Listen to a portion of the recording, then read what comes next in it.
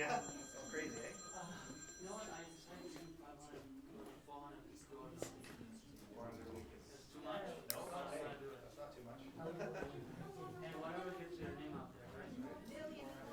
How long does it take you to? How many homes? I do. An hour. How many homes can you get done? I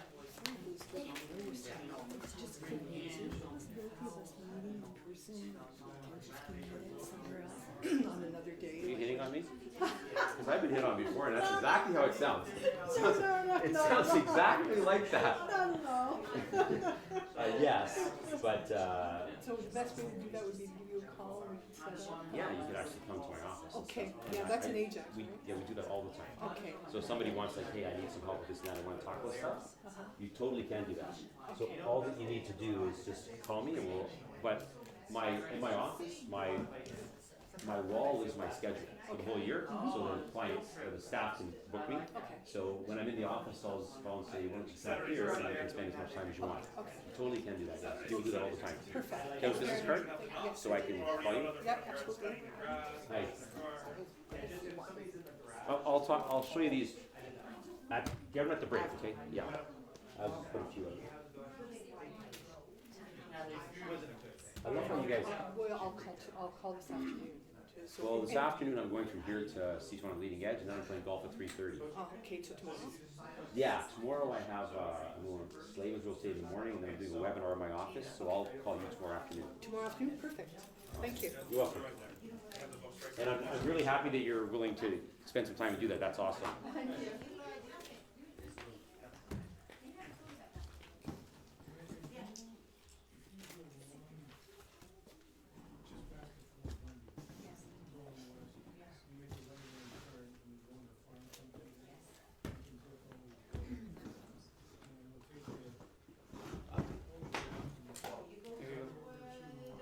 That's me. Okay. You're like Muhammad Ali. I will. You are like Muhammad Ali. I like. You are Muhammad Ali. I am. You are Muhammad Ali. But I'm the greatest in a different way. You're the greatest.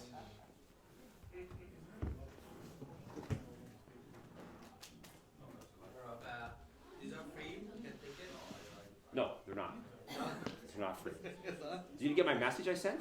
Yeah, I got it in early morning.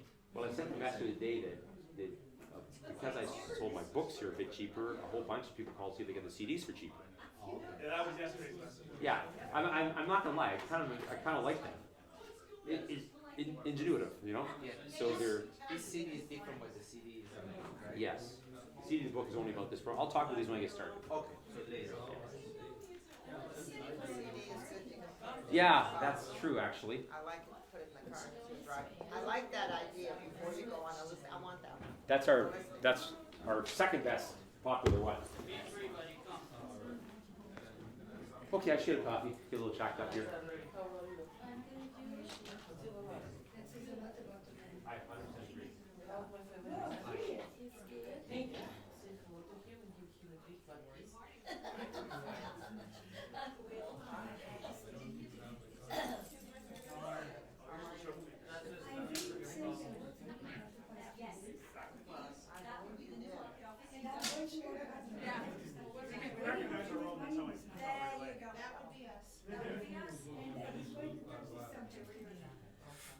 Your charge, I just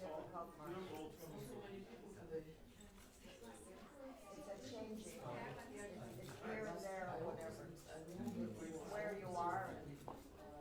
You know, that's interesting stuff, and it's very good. I still use it. It's good when you feel, when you know it's up to you.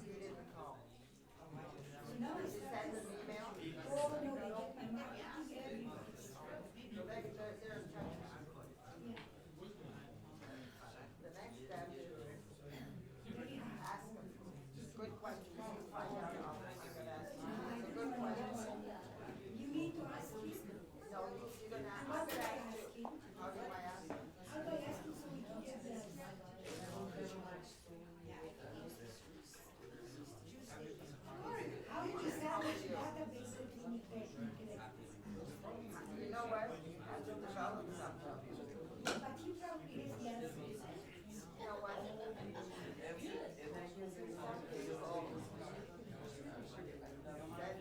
you have your email or just the phone? Some of them I don't have the email, some I don't have. Some I do. Most of them have all of them. I don't want to say that I wasn't the Okay, we're gonna have. yeah, okay. I'm gonna. One you should ask. We have a database of applicants. I have a database. Well, some of them are gone. When they die, I can use them. That's a good idea. But as soon as. Go ahead, bring it to the after. Is that the question? No, the question is this. Since we're busy and I sent an email the other day. How do I break the ice? How do you break somebody after 2 years? Can I deal with that with the whole group when we get started? Yes. And you're probably not the only one with that question. Yes. It's not just one. I got it. Very Got it. nice. Got it. I'll tell everybody that because that's we're in the same boat. It's true. Where does hockey break the ice? That would help. Yes. I realized you fell off my document.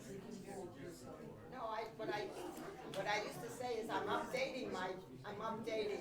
I haven't spoken to you. How's things with you? That's how I used to break the ice, but you never know. You got some other ideas. Let's hear it. I will deal with that. Good to see you. Thank you very much. Oh, thank you. That's two comments. Very good. I always do that because Yes, because he's I I like your outfit. When you get Stephanie, you see my outfit. no, it's Pearl. Development Pearl.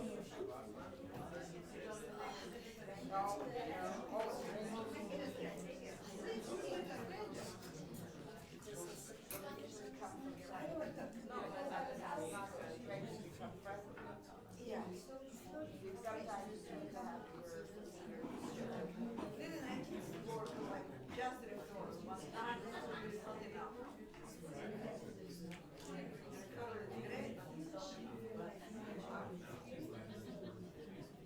What I say is I'm updating my database.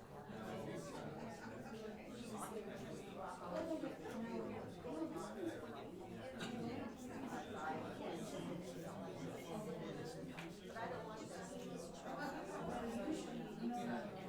they know it. So that's how I do it.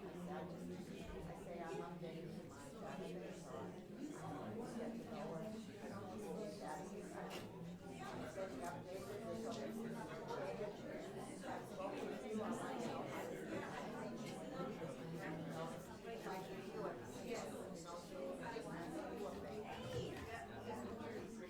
Then you're asking.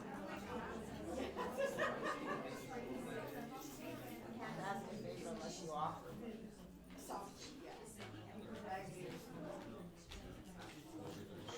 But I do a lot of times. I was out.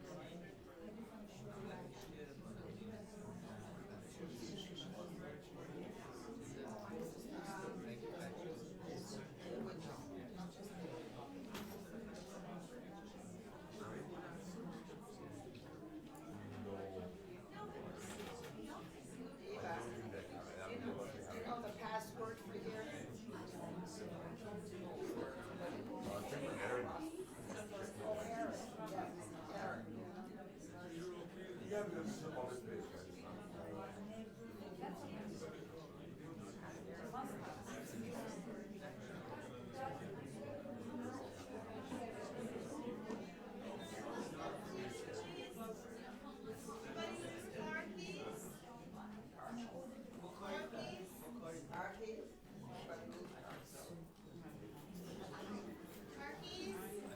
can take it. Can I start?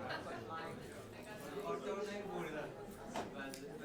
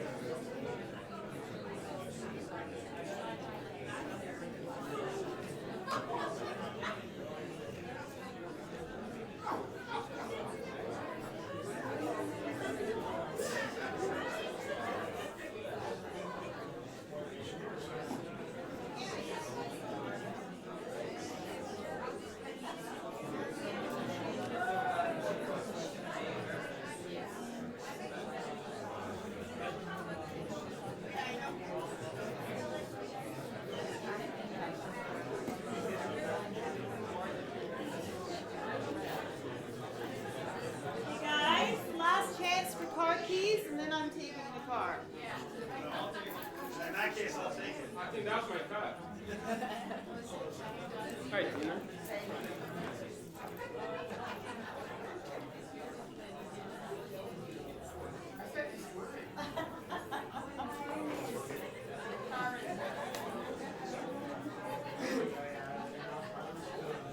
I don't know my cars, sorry. Ask any guy, they'll know. Oh, even better, it's a Cadillac. Okay. Oh, hold on. Those are mine. I left them there on purpose. They got knocked on the floor. Or did they? Give it a car away today.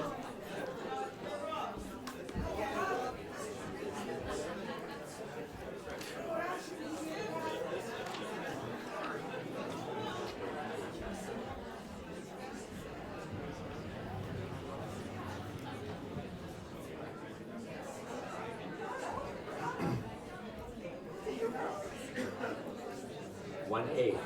That's the. Nobody wants to sit beside me. It's not they don't want to. They don't have the confidence to. That's really what's going on.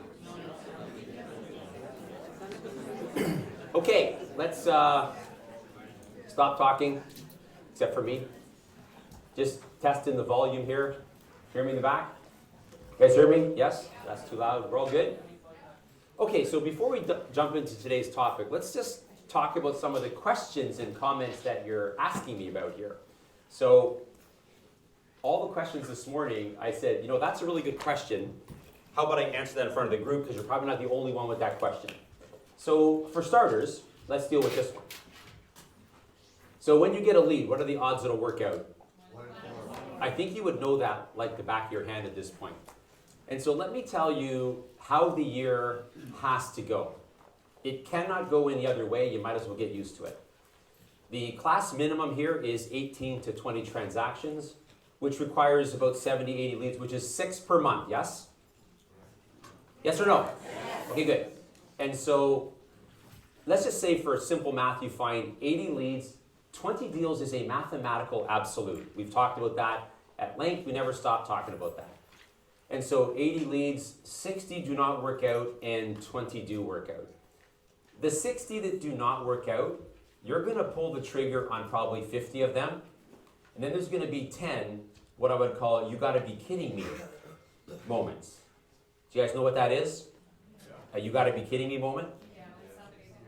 It cannot go any other way, guys and gals. It's unrealistic to expect it to go any other way. It has to go that way. We're new together. We've had 2 months together. We're still working on the model.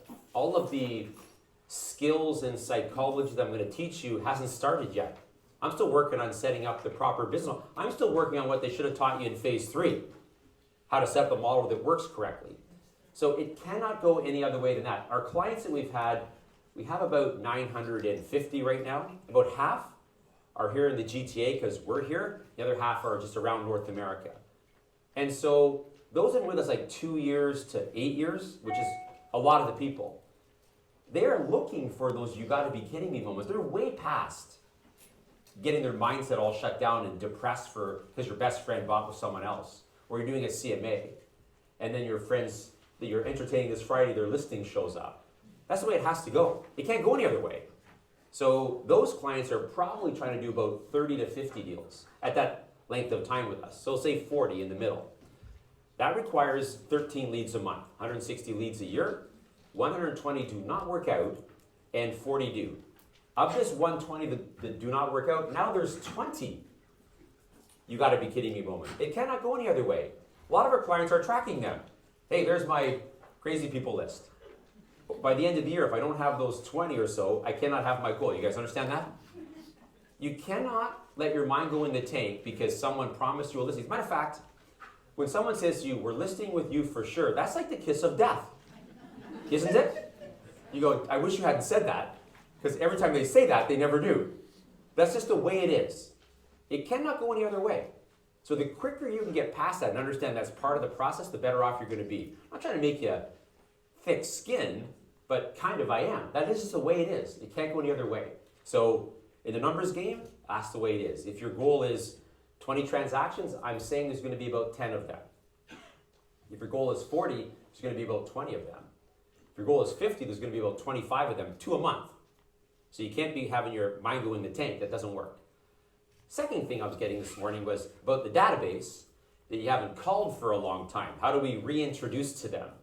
And so I'm going to say that probably in this group, the folks who would fall into that category would be everybody. I taught my first real estate seminar March 1996, so more than 20 years ago now. And we've coached a lot of people, and we have coached a lot of people. I'm doing this for a long time. And the amount of realtors that we start to coach, obviously their coach would start with setting up the proper business model, your database number one, and then 2 other pillars. And the coach would say, have you been calling your database every 90 days the way you're supposed to? The way every coaching company on the planet teaches to do. Mike Ferry teaches that, Tom Ferry teaches that, Richard Robbins teaches that, Brian Graffiti teaches that, Chris Leader teaches that, Bruce Keith teaches that, we teach that. There isn't anyone that doesn't teach that. The amount of people that have come into our coaching program and said, yes, I've been calling my database in its entirety for every 90 days from here back is 0. So that's everybody. So at some point when you get started, do it correctly, you haven't called people for a long time. Yes or no? Yes. And so the question is then what to say. And so when you were asking this question, I was like, let me deal with the group with this. Because the truth is, there isn't anything here. They don't know that you're supposed to call. They're not missing your call. I know as realtors, we think sometimes in our brain that, I sold them a home 4 years ago, 5 years ago, 7 years ago, and I haven't called them since. They're probably thinking, well, the realtor just wanted the money. Yeah, I really think they're having dinner. That realtor that sold us that house, I think they're just after their commission. Guys, because that is not happening. If anything, they think maybe they're supposed to call you. There's no bringing this from a dead situation up to a live situation. There's nothing special that you have to say. There's nothing going on here. I had one of our clients, Gloria Rodriguez, C21 agent of 35 years. That was about 5 years ago. So she comes to my training center. She asked me if I'd critique her prospecting. I said, that'd be great. And any of you that want me to do that for you, I'd be happy. You just have to book me. I have one gal's card here. I'm going to give her some help. My office is in Ajax. All you have to do if you want some extra help, you want to meet with me, or you want me to help you with your prospecting, tone and pace, whatever, just call me and book me, and I'm happy to do that. There's no charge for that, of course.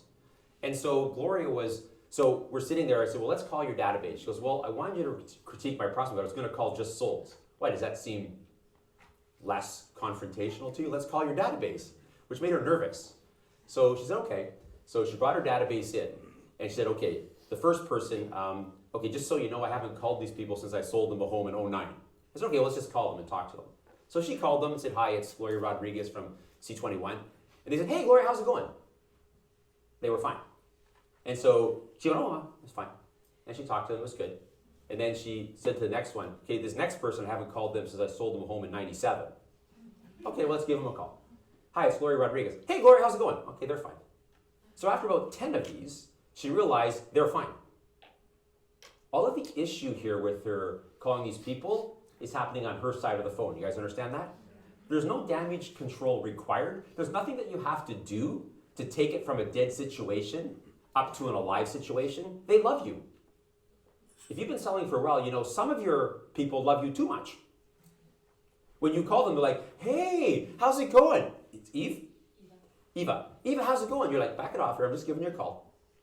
When I would call Sam Caldera, he would get so excited because he was in my database. You see, for a lot of your people, you're the only successful person that ever reaches out to them. It means something to them. So I'd call and I'd say, hey, Sam, Rob, Vivian. I could just see on his side in my mind's eye, he covers up the phone and looks over at Linda. It's Rob, Vivian, what is up? Bring it down a bit. I'm just giving you a call. But to them, it means something, yes or no? Okay, so there's nothing, guys and gals, that you have to do. Just call them and talk to them. If you do, if you're thinking, you're in this room, you're thinking, hey, I haven't called these people for a long time, what should I say? If from this meeting to next meeting, just go and start calling your people in the sequence that we teach, and you'd be over that inside an hour. You would call them and they'd go, hey, how's it going? Great to hear from you. There's nothing you have to say. There's nothing you have to explain. You don't have to talk about, in some words, why you've been negligent. Now you're taking a program, we're going to get better at this. It's not required. It's just not required. This, what we're teaching with your database, is so absolute, it would work if you took somebody else's database. My son Josh is a perfect example of that. He's also licensed with C21, of course. And so Josh in 2013, when he got a real estate license, said, he works in our company. And so he said, I want to sell 15 homes a year plus work at the company. So I want to make like 150 grand and work at the company. That's what I want to do. When you're like 26, that sounds like a cool thing. And so I said, well, if you want to sell 15, you probably don't require 3 pillars. I had 850 people in my database from the year 2000, so I hadn't called them for 13 years. You guys understand that? And so I said, if you go and grab 150 of them, probably a lot of them have moved at this point, they will give you 15 deals, even though they're not even his. And so I thought he would bring me the database and say, who are your best people? And so I'd give him maybe the best 175, thinking 25 had moved. About 2 weeks later, he comes back to me and says, I have my 150. I said, well, how would you know who to call? How did you know who to choose? Because I just started going through alphabetical, and if they had moved, I took them off until I got to 150. So Josh's database for the first 3 years of the business, everyone has a last name A to L. Everybody. Nobody has a last name beyond L.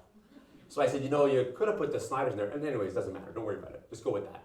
And so that we taught that, according to RICO, every adult knows 2 people buying and selling every year, yes? Yes or no? So that means those 150 know 300 people in 2013. This was January. And so of those 300 people they know, they're sending him 15, yes? They actually sent him 16. So in 2013, those 150 sent 16. 2014, they sent 14. 2015, they sent 17. So far, they have 7 this year. It's mathematically absolute. Now, here's the thing. I'm pretty sure the main theme or story about those 285 that did not work out were, I don't even know this guy. Like, I don't even know this kid. You guys understand that? So if you could just think less and do more in this area, it would be very, very helpful. There's nothing that has to happen. There's no line, there's no script, it doesn't matter. Now, to make it more comfortable for you, you could say, hey, I wanted to give you a call. So I'm going to give you a line, even though you don't need it. But I might have to give it to you for you to get over you. You guys clear on this? So you could call them and say, hey, listen, as you know, the market is crazy right now. This is the weirdest market we've had in 50 years, which I'll address in a sec. And so the market is so crazy right now, I thought it would be a good idea if I stayed in touch with you a couple times a year. Keep you updated. That's all you have to say. You don't have to say that, but I might have to give you something to get you over you to make these calls. You guys all clear on this? So that's the thing you would say. There's no apology. Hey, I'm sorry about not calling you for the last 14 years since we broke up. It's nothing like that. It doesn't matter at all, actually. You could take, if you know an older realtor who's retiring, and you say to them, would you like to have a good retirement income? I would like that. So how many people in your database? 400. Okay. And so I could give you 25% referral fees for the rest of your life. Would you like that? I would like that. So take the 400 people who would know 800 people. You could call them, they wouldn't even know you, and they would still give you 40. That's how absolute that is. So you need to get over your hang-ups there in regard to this database. If 150 people know 300 and you only get 15, you don't get 285, obviously a lot of them aren't with you. Yes or no? Because all the you gotta be kidding me moments are the people closer to you. Think about that. The you gotta be kidding me moments, that's why we call it that. Because if you got a sign call and then you worked them for a couple weeks and they bought from someone else, that wouldn't be a you gotta be kidding me moment. You say, well, that's kind of logical, I had a 1 in 4 chance. We call them you gotta be kidding me moments because we can't believe they did that, yes or no? Yes. That is the people close to you. That's the way it is. You guys all clear? You all clear? Okay, the market. You're asking me about that a lot. So, Trev has 12,600 listings right now, which we should have 18,000, maybe 20,000. And the reason that it's staying low is because there's probably 8,000 people that want to put their home on the market, but they say this to their realtor. I'd love to sell, I'd love to get all that money, but I got nowhere to go. That's not an objection. That's a condition. That's different. And so, the winds of change are all in play right now if you pay attention. So I wouldn't think, and listen carefully, I don't think this crazy market is going to last more than another month or two. I'd be very surprised, I'm coming back in July and in August, I'd be very surprised if we're still in this situation in August. Very surprised. In '08, when the market changed, the same winds of change were in play that are in play right now. When the market switches, it's not the prices. It's never the prices. Toronto is the third largest metropolitan in North America. We passed Chicago, New York, LA, Toronto. Yet we're not the most expensive place in Canada. We should be. We have about, 50 Vancouver clients. You know what they always say to me? Why is it so cheap in Toronto? Like, how does that work? How is it that you're such a big city, it's so cheap? Did you know, they say to me, in Toronto, you can get a home for under $1 million. I go, I know, I live here. They go, that is insane. Why is that so? When the market switches, it's not pricing. Prices could double. Toronto should be the most expensive place in Canada, but it's not. Prices could go way up. The market doesn't change when the prices get too high. It's never the price. It's buyer frustration.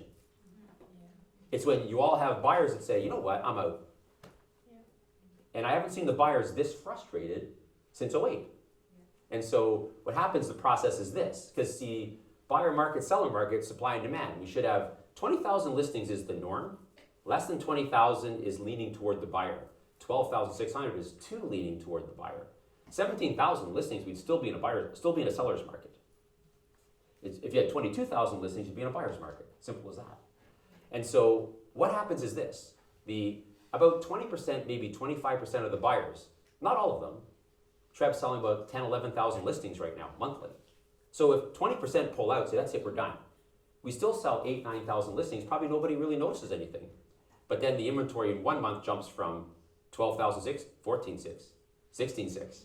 It jumps up fast. That's what happened in '08. That's what always happens. Have you noticed that lately, this last 3 weeks, you have a listing with offer dates here and no offers come in? That's a sign of the change. Buyers are like, I'm not doing that. I'm not doing it. And then 2 days later, you get 2 offers, yes? That's the beginning of the buyer revolt. That's the way it is. When you start seeing it in the media, who's been watching the news recently? It's all over the news about the markets probably. Matter of fact, whoever's in charge in Canada, what do you call it, the auditor general guy? He was on an interview the other day saying, hey, listen, in the Toronto real estate market, I highly recommend to buyers that you should not buy real estate now assuming this is going to continue. You start getting media like that, with buyer frustration, the market's going to flip, yes? Yes or no?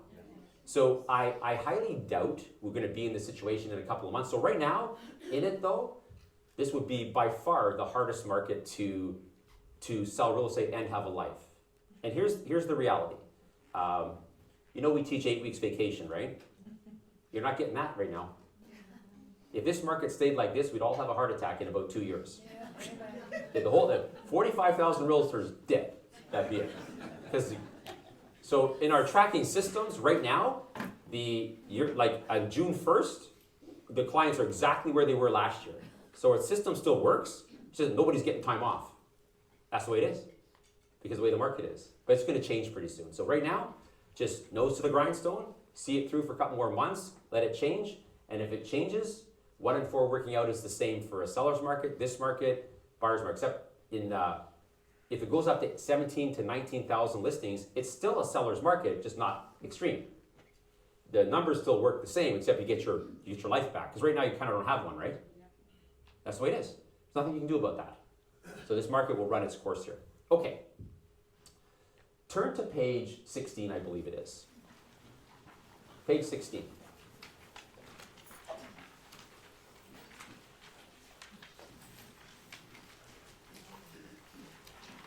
Everybody listen up here. So at the beginning of each of our classes and at the beginning of your weekly conference call, we discuss the price, yes? Or the leads, yes? Okay, listen carefully to me. I've only been with you guys and gals, for 2 months. This is our 3rd meeting, the beginning of the 3rd month. In order to have the career you want, listen carefully, you have to find the appropriate amount of leads for 4 months in a row. If you miss a month, you must start again. There's no margin for error in getting this thing going. If you want to have 20, 30, 40 deals annually, this page, those mandatory 6 leads monthly, that will facilitate 18 to 20 deals. If you want to do 25 deals, you just need 8 leads. If you want to do 30 deals, you need 10. If you want to do 40 deals, you need 13. That's the number, okay? And so, but you have to find that for 4 months in a row. And if you miss a month, you have to start again. Once you get past the 4 months, there is some margin for error.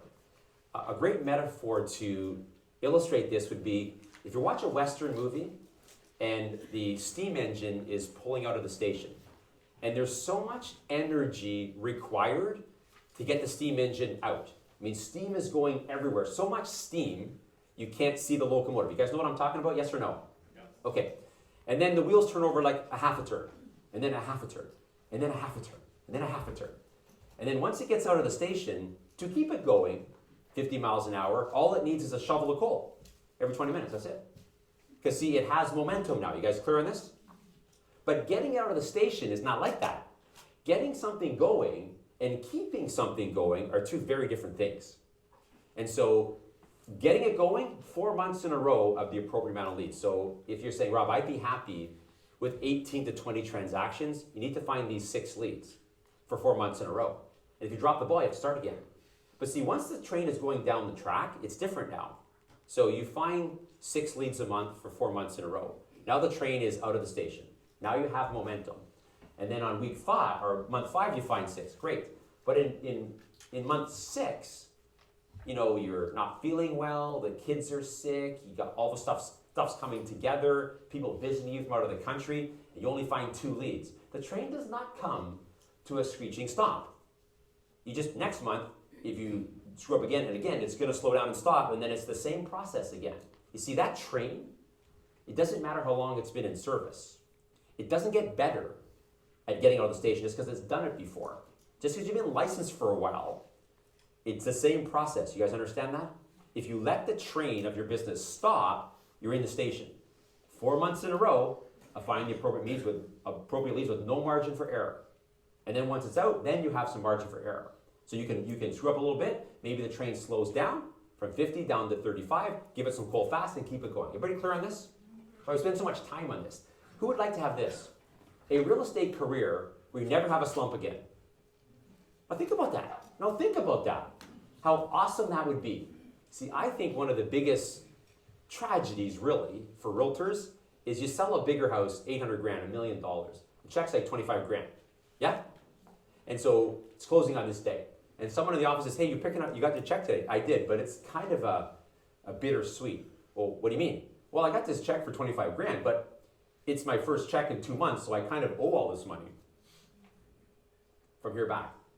So this check now just clears up my visa, my account at the office, and so on and so on and so on. That's the way it goes for most realtors. Because finding leads, processing them. Finding leads, processing them. Feast and famine for income. You have to find the appropriate amount of leads every month. You have to do it 4 months in a row to get the train out of the station. And then you have a little margin for error. Everybody clear? Yeah. Okay, good. So today we're looking at, so who found 6 leads from when I was here in May to now? Hands up, please. That's it? That's it. Hands up again, please. Okay, some of you is just shy. Is this the more higher producing side over here? Okay, hands up again. It's not that hard to hold it up for like a minute. Okay, keep them up. Okay, listen to me. Just keep them up. Guys, seriously? Just keep them up for a sec. Okay, everybody else, just keep... What is wrong with you guys?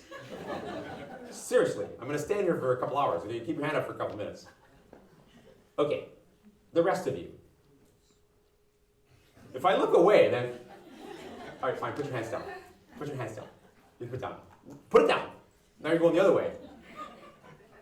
Okay, people that did not find 6, I need to ask you a question. So the question you'd be asking, not so much to answer to me, but to yourself, is did you do your best? Like, did you do your best from when you saw me in May to when you see me now? Did you do your best to find 6 leads? Who would say, Rob, honestly, I did not do my best? Put your hand up. Okay, that's almost everybody. So the other people, because there's always a margin that won't put their hand up regardless. Who wants $1 million? So just no, eh? Just like, no. I will not, under any circumstance, put my hand up. Participate. Okay, so as your coach, I think you should do your best. But you have to make this connection to yourself. You need to make sure you're doing your best. Time goes by fast, yes? You want to know something truthful? I know we're not all the same age, but if we were, and we're all 95 in a senior's home, do you think seniors that are 95 in a senior's home, do you think they wish they had tried less? when they get there, and you always hear this about old people, you know, the body's not there, but the mind's sharp, yes? Sharp as a tack, right? They're like, man, how did I get here? I should have done way better, yes or no? People that are older do not regret what they did in life. You ever notice that when you talk to them? They always regret what they did not do. Who's done some things that you shouldn't do? First of all, we're realtors, that's an all play. That's called convention. Okay. All right, so I'm coming back in the second week in July. You guys need to be doing better than you did, because that actually is not good enough. So you need to be doing better than that. This is a flagship office to like a major brand in Canada, yes or no? Yeah. Other offices do better. You need to do better. Other offices that you would consider that franchise to be inferior or do better. You need to do better. When I come back in July, you need to say, hey, I need to find 6 leads. That has to happen. Like honestly, don't you think you can find 6 leads in 30 days? Yes. Obviously. Yes. But here's the thing with time, it evaporates. You ever notice when you write something, you have to sign something, like July 1st is the next month, whether it's a trade record or a waiver or an offer, hopefully not a mutual release, something you're signing, you always have this thought, wow, where did June go? That's how it is when you're an adult. When you're a kid, summer vacation seems like forever. Kids actually, I want to go back to school. I so miss it. It's been like forever since I've been there. As an adult, the summer vacation feels like 3 weeks, right? It's July 1st, it's Labor Day. So you got to be thinking about, I'm going to be back here before you know it to teach you how to be a great prospector next class. So it's going to go fast. So make sure you find 6 leads. Okay, a couple things here. You guys got my message about the CDs? Yep. Yeah, I really liked that. I'm not going to lie. Is because they sold, but books are a bit cheaper. Like 30 of you called me and said, notice you have CDs on there. Can we get them cheaper too? I think that's resourceful. And so our CDs are $25 at our website. They're 20 plus handling. I have a bunch here, so you can have them for $10 if you want them. Just at the break, take them, throw the money in the box. If you want them, you don't have money, just take them, bring the money later. So we have 5 minutes before. That is a killer CD. That's 5 minutes on the way over to a listing presentation. You know, your heads have to be in the game. I'm talking to you, saying some affirmations and talking about the listing presentation. Get your head in the game. You can't be driving over to listen to Q107 or All Sports Radio. I got affirmations, you know, and I go over all the different things you want to attract in your life. We know how the brain works in our program. I know we haven't got there yet because we're still setting up the model. We are very steeped in psychology and how the brain works. So I have the exact words. If you want this in your life, say this. If you want this, say this. If you want this, say this. If you want this, say this. This is the affirmation that the brain latches onto and attracts that thing into your life. One's called the Real Estate's Greatest Closes, and I demonstrate how to use them. How to repeat, approve, build a bridge, and handle that close. How to work for sale by owners, and how to do 50 plus transactions. Okay, one more thing before we jump in. You guys are aware we have our 2-day event coming up July 13 and 14, yes? I don't know how you couldn't know that unless you're not paying attention to the emails we're sending you. Then you get to come for free. So today, it's July 13 and 14. I'm covering 10 success principles, which we're not covering in this program. You need to be there. Dion, one of our affiliates, will be talking about how to turn your database into investors. And Danny, one of our senior coach, will be teaching 2 sessions on sales dialogue. How to say things in a certain way and how to reach your capacity. So it's 2 days, July 13 and 14. It's free for you. So just go to our website and then it'll say register, and it'll say register here or client register here. Register in the client because it's free for you. But to know your client, you have to know your code you got, right? So that means a lot of you have to email Josh, right? What's my code again? To make it simple for you, if you fire me an email, hey, name, heritage, I will get you registered. Simple as that. So this afternoon, just fire me an email and I'll get you registered. Okay, let's turn over to where we're taking some notes here. Turn over, we're taking some notes. What page is that? Page 20. I don't think so. 20.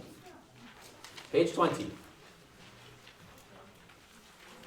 It says lead follow-up on the top. Okay, everybody listen up here. What we've looked at so far, I have no problem getting people to buy into what we've talked about so far. Today, I'm going to tell you the right way to do lead follow-up, the right way for now. which wasn't the right way 10 years ago and back, but it's the right way now. And I'll explain thoroughly why it's the right way now. And this item today is the reason why realtors have been licensed for a long period of time cannot keep the same production up anymore. The market changed, things changed. And so when I go teach at like a big independent like a Forest Hill or a Harvey Callis or a Slavens, those types of offices where they tend to have, everybody's been licensed for 50 years. They call me young man, I like that there. That's actually a good feature about being there, because they tend to be a bit older there. They all say the same thing to me. You know, I used to sell 40 homes a year, then I was selling 30, then I was selling 20, last year I sold 12. I think things are changing. You think? Things are changing? Things changed 10 years ago. And I'm going to tell you today why not doing lead follow-up correctly is going to be almost impossible to this day and age in this market to hold on to your leads for long periods of time and do big production. I'll explain it thoroughly to you. And then this topic today, it's no problem getting people in the first month. Hey, you need to work 3 pillars. There's 6 major sources of real estate. Your database is number 1, and choose 2 others. Don't have all your eggs in one basket. Everybody agrees with that. Implement it right away. Second month, we looked at how to work your database. Nobody disagrees with that. This one, even though you're going to agree that, you know what, Rob, I think you're right about that, it's still going to be hard for some people to make the switch and start cycling leads away. Holding on to them now is not a good idea anymore. Is all clear? And so when we're finished today's class and the subsequent calls, we'll have completed the model. I know that the first 90 days, there's not a lot of psychology yet. I mean, there's a lot of good material, I get that. But really, the model that we teach, this 90-day structure, it has to go this way. You know, right now, if you're doing a transaction with another realtor and, you know, you're at Tim Hortons dividing up the paperwork, you got a successful deal, and the other realtor says to you, you know, I'm not doing very well. You could coach that person because we're taking our time setting up this model. We have to make sure your career's on this solid foundation. You could say to the realtor, now listen carefully. You could say, well, how many deals did you want to do? They go, I was hoping to sell 20 in a year. You would say, well, if you want to sell 20, you're going to require 80 leads. It's 80 leads regardless of seller's market, buyer's market. It doesn't matter how long you've been selling. You need 80 leads to do 20 deals. And there are 6 major sources: your database, visibles, expireds, open houses, calling, active listings, sold, and geographical farming. You need to choose 3 so you don't have all your eggs in one basket. And your database should be number 1, so your database and 2 other pillars. We call them pillars. And then you just process those 80 leads down to 20. Yes or no? Like on a scale of 1 to 10, you know that at an 8, 9, 10, yes or no? See, it has to go that way. We can't skip over that. Otherwise, we're going to get 4, 5, 6 months down the road, and you're not going to have that strong foundation that you have now. And you know that at a really strong level because we take our time in the beginning. As a matter of fact, the first piece of psychology in our program is going to be at the end of today when I look at the lead follow-up script. I'm going to show you why it's set up that way and help you understand why those words are the right words in their brain. That's the first piece. And then after that, starting next month, it's all skills. All of it. How to prospect correctly, how to do the listing presentation correctly, handle objections, all connected to say it this way, this is why the brain responds this way. It's all skills for the next 9 months. But without the model, without setting up and getting all the leads, it's not going to matter how good your listing presentation is. So you spend so much time on it. Okay, I'd like you to write this down, please. The number 1 complaint from the public against realtors is, the number 1 complaint from the public against realtors is, does anybody know? It should be a bit of a tip, seeing as our topic is lead follow-up. Yes? Lack of lead follow-up, so write that down, please. The number 1 complaint from the public against realtors is lack of lead follow-up. Now let me tell you how I know this. When I speak at conferences, I'm booked to speak at your conference in Vancouver in October. And so when I speak there, at wherever we're speaking, I always say my fee is X, and I need any surveys that you've done. You see Treb, AREA, all over the States, franchises, they interview the public all the time. I mean, it's the one topic the public actually does want to talk about. And so I always get paid, and then this is our surveys that we have. So if I've spoke there before, they already have the surveys available. Now listen carefully. The oldest survey I have is 1952. That's a long time ago. That's pretty much almost everyone in the room, 1952. Do you guys know how they sold real estate in 1952? Does anybody know? Well, if they wanted to list and they didn't know a realtor, they interviewed 3, and the realtor went in and did their listing presentation, and then they selected one, and they signed it. MLS has been around for 100 years. And then they put a sign on the lawn, literally, and then buyers looked at it with their agent, and if they wanted to make an offer, they made an offer, and then they signed it back, had a deal, put a sold sign on, and it closed 60 days later. That's how they did it in 1952, which is exactly what we do today. Like, nothing is different at all. As much as things change, nothing changes at all. And so in 1952, I had this survey, and one of the questions is, what is your challenge with realtors? And they said, lack of lead follow-up. They don't call when they said they would. Okay? Now listen carefully. I'm going to walk this way. That's indicating going forward in time. I have 216 surveys now. That's a lot. I have 4 of them from 2016. I have 1 of them from TREB 2015 in December. It's only 6 months old. And all 216 surveys ask that question. What is your challenge or pet peeve with realtors? All 216 said lack of lead follow-up. All of them. So I had you write down, it's the number 1 complaint. It's actually the only complaint. Because the number 1 complaint would mean there's other complaints. They said lack of lead follow-up 216 times. You guys understand that? Now listen carefully. I know why you're a little standoffish with lead follow-up. It comes from a pure heart. But I need you to get over it. So we don't want to be too aggressive with lead follow-up because we don't want to appear pushy, yes? Yes or no? You ever do a deal with a pushy realtor? How annoying is that? Yes or no? See, I would say at this level, I would say that you folks have a burning desire. That's extreme, yes? A burning desire to not be perceived as a pushy realtor, yes or no? And so because of that, no, I want to be that guy, man. Because of that, we're too standoffish with our lead follow. You guys understand that? It's like for like 60, 70 years, we have a little standoff with them. They say, well, you guys don't call. Yeah, but we don't want to bug you. You understand? Listen, let me ask a question. Don't write it down.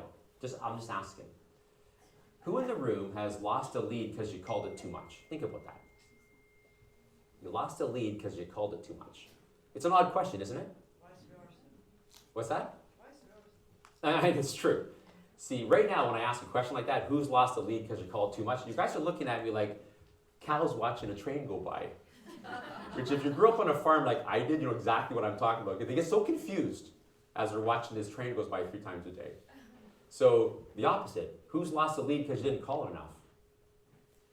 So would you folks agree that the real estate problem is not calling your leads enough, yes or no?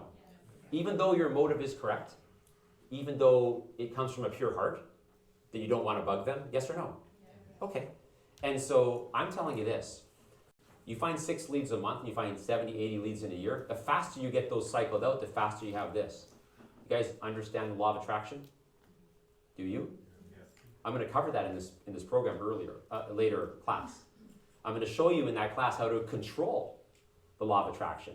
And when you learn how to control it and how it works, you're going to realize why you have so much crap in your life right now. Because you're accidentally attracting the stuff you don't want. It's not, guys and gals, you become what you should think about. You become what you're supposed to think about. You become what you want to think about. You become what you think about.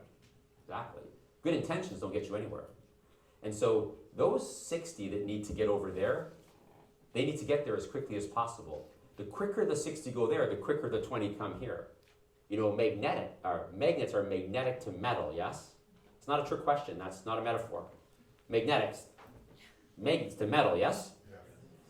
Would you like to be magnetic to 20 deals? Magnetic to 30 deals? Magnetic to 40 deals? The quicker you get them over there, the law of attraction brings you these guys. The more you coddle your leads, the slower the process works and the less magnetic you are. Our problem in real estate is not overcalling leads, it's undercalling leads. Now let me tell you now what happened 10 years ago when the game changed. But realtors didn't change. Who's been licensed here less than 10 years? Okay, so you got licensed after the game changed. I'm going to explain this to you thoroughly in a sec here. But you were probably taught, even though you got licensed after, you were taught the old way. I'm in a mastermind group with all the people you know, except for Mike Ferry. He doesn't play well with others. But other people do. And so we talk all the time. And I tell them, you gotta stop teaching that. That's screwing up realtors' production, what you're teaching there. That's old, that's gone. I started in 96. I taught for 10 years the same thing I'm teaching now. 3 pillars, 1 in 4 workout, that was still the case. But I taught to hold on to your leads because they weren't on the internet yet. You guys understand that? But now they are. So I switched it 10 years ago. First 10 years teaching it this way. Now it's this way. So I'd like you to write this down, which won't make any sense to you, but I'll explain it. My leads used to be sheep. Now they're cats. Sheep. I think sheep is already plural. I don't think it's sheeps. I think it's plural already. We heard cheap. No, your brain heard sheep.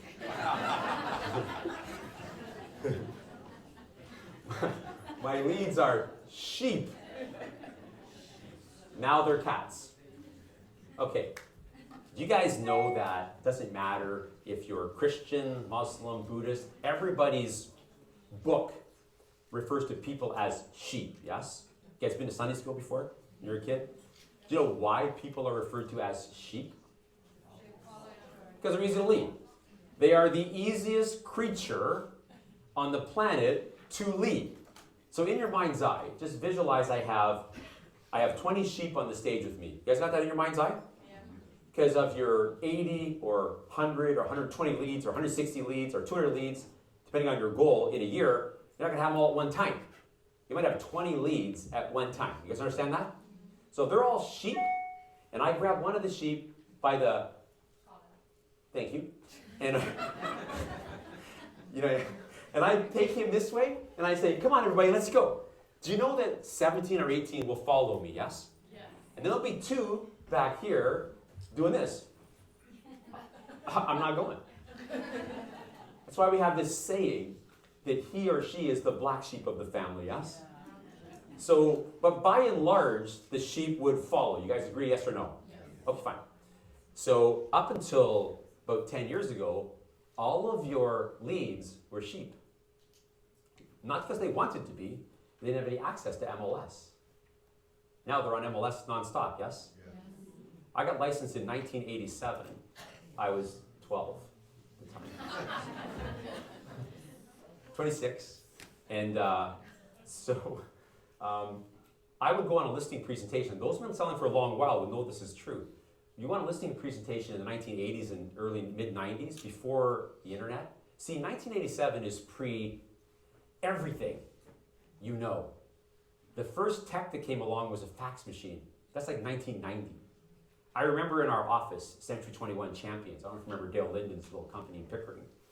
And he said, okay, everybody to the front, we're going to demonstrate how to use the fax machine. And so he goes, so what you do, we only know one other person with a fax machine, so we're going to fax it to them. Put it in here, you dial the number. And then it goes, grr, grr, grr, grr, grr, grr. Takes like 2 minutes, 3 minutes, then it falls out. And then one of our agents said, it didn't go. And he says, no, you think that's crazy now because you're used to tech. There is no tech at this point, nothing, cell phone, nothing. This is the first tech. And then the broker says, no, it went. But we have it, I know. It doesn't roll up and go through the line. It's not how it works. Look, and those that are a bit older would know this is true. For probably 2 years, we would send a fax, then we'd call. Pam, did you get the fax? Right? She goes, I got it. I have it too. Okay. So we both have it. That's pretty cool.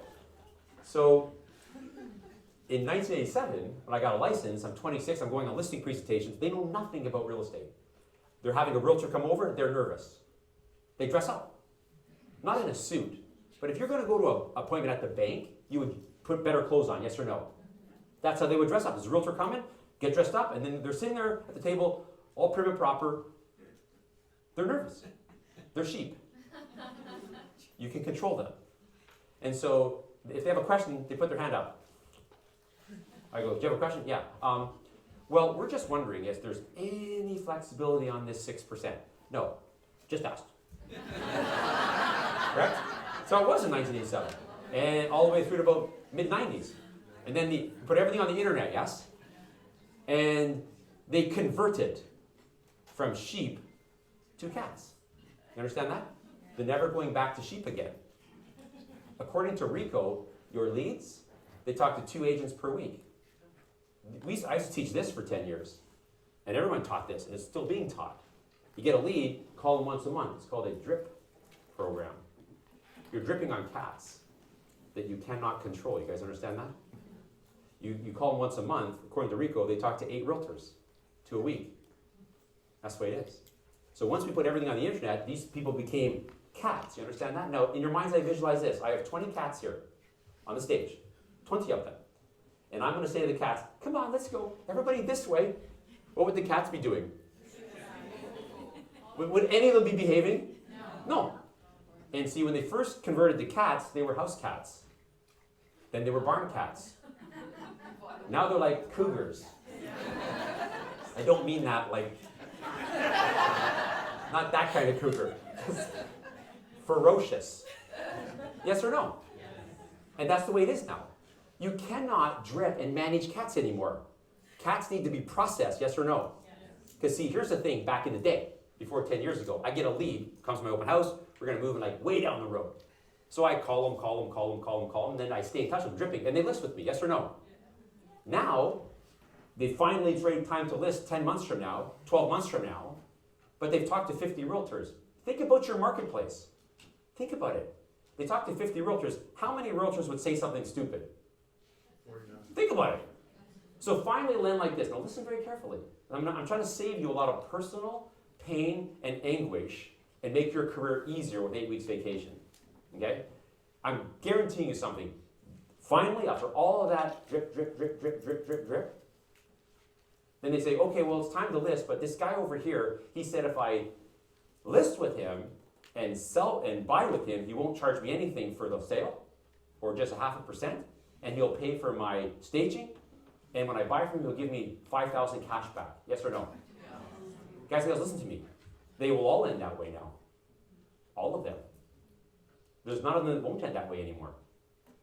They'll all end that way because they're cats. And as time goes by, they're becoming more and more and more ferocious cats. They will all end that way. That's what your database is going that way sometimes, yes or no? Yes. That's the intensity of these cats. So 10 years ago, it got easier for you. So you're like, okay, so they just switched from sheep to cats. So why don't I just find them in my pillars? I'll find 6 leads a month. I can do that, yes or no? Okay. And then I just process them as quickly as possible. And forget all the babysitting. That's the new program. So for 10 years, I taught work 3 pillars, find 80 leads to 20 deals, and stay in touch with your leads. But then the game changed. And they switched from sheep to cats. They are not going back to sheep. You understand that? We used to go there and be so intimidated by us. We could just, our techniques required, all the psychology we're going to teach you didn't matter before 10 years ago. So they weren't smart. Now they think they're smarter than you. Yes or no? Yeah. So stop trying to manage cats and just find them and process them and make your life simple. See, right now, if you're going to manage cats, you're going on vacation and you're taking your cell phone with you. And you're doing business from vacation because you cannot leave the cats alone. You understand? Yes or no? Yes. Would you like to have 20, 30, 40 deals and have 8 weeks vacation? Yes or no? Yes. Well, find the leads and process them. Simple as that. Everybody clear on this? Okay, write this next thing down, please. Now we'll take a stretch in about 10 minutes. Now here's the funny thing we're going to have you write down. You guys get my 8:30 message, right? You'll notice on some days, 5:30? Oh yeah, that was a mistake. Yeah, that was a mistake.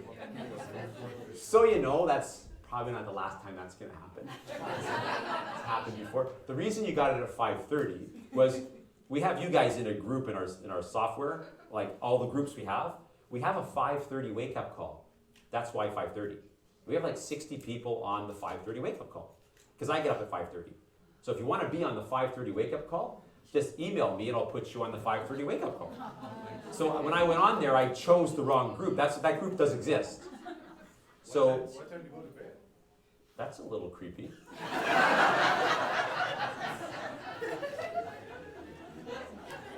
Well, the question is, what time do I go to bed?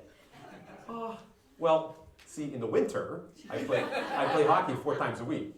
So they're all late. But you know, the thing is, my hockey teams I play on, you know, they're policemen and they're executives, their game's at 10 o'clock. They don't think, should I go to work the next day? The realtors think like that. Lots of people, every rink in the winter's got leagues playing, men's leagues playing it. They all have jobs, they'll go to work, yes? So sometimes, who has nights you can't sleep? I'm all the time, man. So just 5:30, I don't know, 10, 2, midnight, doesn't really matter. You have to go to work the next day. You have days off, yes? I do all of my work on 215 days. So I basically equivalent to 9 weeks vacation. But on those 215, we're not taking prisoners. Today is one of the 215. So it doesn't matter what time I went to bed last night. Still gotta go to work, yes or no? Yeah. Only realtors wake up in the morning and think, how do I feel today? Well, you know, I was out late last night doing that offer till 10:30. I validate sleeping in until 9. That's not how the rest of the world thinks. Yes or no? Okay, so anyways, on the 8:30/5:30 message, if you get on the 5:30 message, it sounds just like this, just 10 seconds. I have to record that for 10, that's between 10 seconds and 120 seconds. That's the minimum maximum. So it would be like this if you're on the 5:30 message. So this morning's would have said, hey, it's 5:30. I know that bed feels good. Of course, it's a work day. I don't care what time you go to bed. Get up, let's go. That's kind of how it would sound. Go time. Today's a work day. So on the 8:30 message, some days I talk about lead follow-up, yes? Yeah. And some days I do not. Right. But I haven't taught you the class yet. Right. So when I teach you the class, you go, yeah, I don't really know the sequence, but I know some days you talk about it. And when I talk about it, I use something in psychology called repetitive teaching. In other words, I say the exact same words. So tomorrow at 8:30, I'm going to say this. So good morning, it's Rob Vivian, it's 8:30. So first things first, it's Wednesday. It means you have to call all your hot leads. Those that'll buy or sell in the next 10 days need to get a call from you today. Don't get so busy in your work that you don't call your hot leads. That would be a big mistake. Word for word. So as I give you the sequence now for processing, guys and gals, cats, you believe what I'm saying here, yes? Yeah. When I was starting this class, I said, now you're going to believe me for sure, but you're going to have a hard time. It takes a little time to get used to getting rid of leads because you're used to holding on to them, yes or no? But that's not gone 2 years ago. That's gone 10 years ago. That not making that change is costing realtors a lot of money. That's why experienced realtors that have been 20, 30 years of business are saying, man, it's so hard to keep up. It's because you keep trying to manage cats. It was easy to manage sheep. I get that. But that is not the way it is anymore. So write this down, please. A simple system. I'll give you this and then we'll take a stretch. A simple system. And this is really simple. If you just follow this, everything will be good. So write down hot leads, which are not good-looking people, so you know. Call them Monday, Wednesday, and Friday. Call them Monday, Wednesday, and Friday, which is a lot, yes? Yeah. That's why I asked the question at the very beginning, whose last leads because you call them too much? How about not enough? Do you guys agree? You should be able to find 6 leads a month, yes or no? Okay, which means you should be able to find 70, 80 leads a year, and if you cycle leads faster, that makes life simpler, does it not? Yeah. So I've probably had 500 or 1,000 people say to me over the last 10 years, oh my gosh, now that I just have to find the leads and process them, my life is so much simpler. I got my life back. See, you have an awesome life, yes or no? Yeah. And then you fit this awesome career into your life, yes? Not this way. You have a career, try to fit your life into it. That's backwards. That's not the way it's supposed to be. It is the way it is for most realtors, but not if you do it correctly. So hot leads, you call them Monday, Wednesday, Friday. And those are 10 days or less, so just jot that down. 10 days or less. You're gonna buy or sell in the next 10 days. After the break, I'll tell you what times I call during the day and exactly what to say. And what to say is designed to process, because they're cats and they're ferocious and they're getting more and more. They might be saber-toothed tigers. They might bring back the saber-toothed tiger. The next category, B, are warm leads. Those are 11 to 90 days. So you hear me talk about that on Mondays. 11 to 90 days, you call them Monday. That's it. 11 to 90 days, you call them Monday. Monday. Oh, 90 days, 11 to 90 days, yes, you call them Mondays. So just last statement here before we take a stretch. So on Monday, you call all your leads, yes? Yes? Because hot leads Monday, Wednesday, Friday, warm leads Monday. So Monday is the only day that has some significant lead follow-up. Lead follow-up is not lead generation. I'm going to teach you lead generation next class, the first of the skills, not the scripts. I'm going to teach you how to be engaging so people want to talk to you. I'm going to show you what words draw them to you and what words push them away. And the words that you think sound correct are the ones that push them away. I'll explain it to you in the brain why it works that way, and then you'll be magnetic to people versus, you put magnets together, boom. What if you flip the magnet around? So in lead generation, I'll show you how to get them to come to you versus go away from you. And so Monday, you call all your leads, yes or no? So for Tuesday, for lead follow-up, who do you call? Nobody. And then what about Wednesday? Just say hot leads, it's good. Yeah. And then Thursday. And then Friday. Okay, so I'm thinking that 10 days or less, you got 0, 1, 2, or 3. And maybe 10 or 12 warm leads. So Monday, you got to call 10, 15 people. Tuesday, nobody for lead follow-up. Wednesday, 2 people. Thursday, nobody. Friday, 2 people. You guys understand? That's not hard. That's processing. And so people say to me all the time at seminars, I'm so bogged down with my lead follow-up. Well, you can't be working my system because that does not bog down. Everybody clear? So when we come back, I'll show you on the appropriate days, Monday, Wednesday, Friday, what time to call and then what to say and how to process these people. While we're on breaker, after at 12 o'clock, I'm speaking again at 1 o'clock in Naughton Newmarket. So I have to leave at 12. So if you want to buy some of these CDs for $10, please do it on the break. Just take the CD, throw the money in the box. Simple as that. Okay, any last questions before we take a break? Why would I do that? Who's saying that? Just take them. Take them. Yeah, just take them. I trust you. Somebody gave me $20 a day for my book from last month. That was good. If you didn't bring, just take them. I won't even know if you steal them. If you need some of these CDs and you can't afford them, then just take them. Seriously. And then we won't even consider it stealing. Okay, take 5.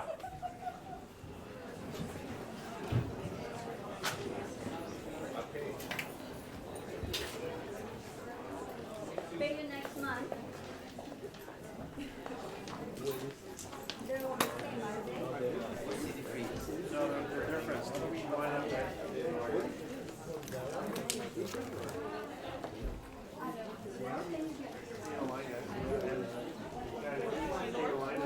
Work good.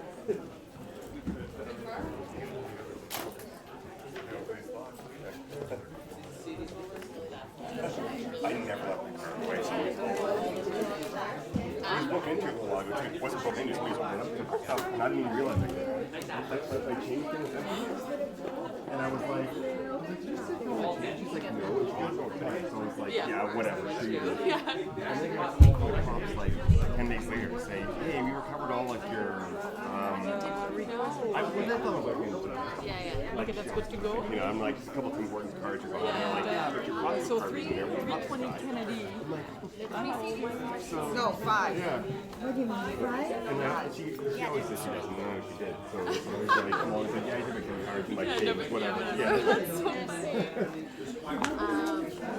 I'm just really bad. I just forget to lock my car all the time. Yeah. And then I'll go get it the next day, and I'm like, oh. I know I don't leave a lot of stuff in there, so it doesn't really matter. A lot of stuff. Oh yeah. Well, it's nothing to really Nothing. steal, I was gonna though. say, I'm not Nothing of important. value. Like, do you want my clothes and my Yeah, shoes? Have them. exactly. Yeah, you want you a few need- open house signs in the back? Go for it. Yeah. One time I went to go shop on and when I pulled up, I remember thinking, because like there was all these guys like playing basketball underneath the bridge, and I was like, I'm not feeling good about this. Yeah. And then I realized my buddy was actually parked right next to me, and I was like, oh hey, right? So I get out. I must have just gotten out and forgot. I left my purse on the seat. I grabbed my wallet. No, it's amazing. My car, like I have like an automatic locks on its own. I don't even think about it. Usually it's in my pocket, and I lock it as I walk away. Oh, okay, yeah. And I was the couple there. I must have stopped her to say hello. I had paperwork in my hand. We walked away. Purse, wallet, keys. Everything Oh, was really? just still sitting there. And you came back and you like, How lucky am I? Like we were gone for like maybe 45 minutes, and I came back and was like, yeah, thank you. I don't think I've admitted that to anyone actually, because that is so stupid.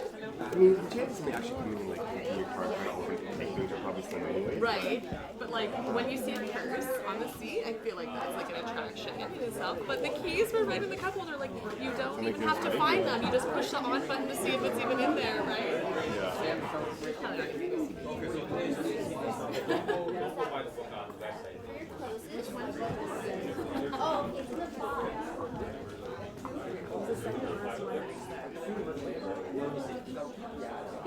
Okay, hold on a second here, cowboys. Let's back it up a little bit here. Let's see what's back on. Create some organization. Okay, I've got a big mess there. Look at this.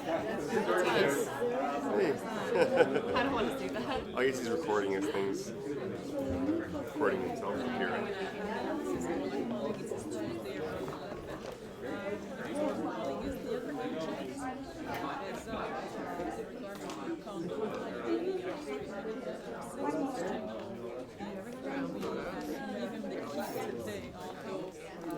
Like, no, when I first started, I used kits, and they did all my photos for me, and I've just used I'm still using the same ones, you know, years later, yeah.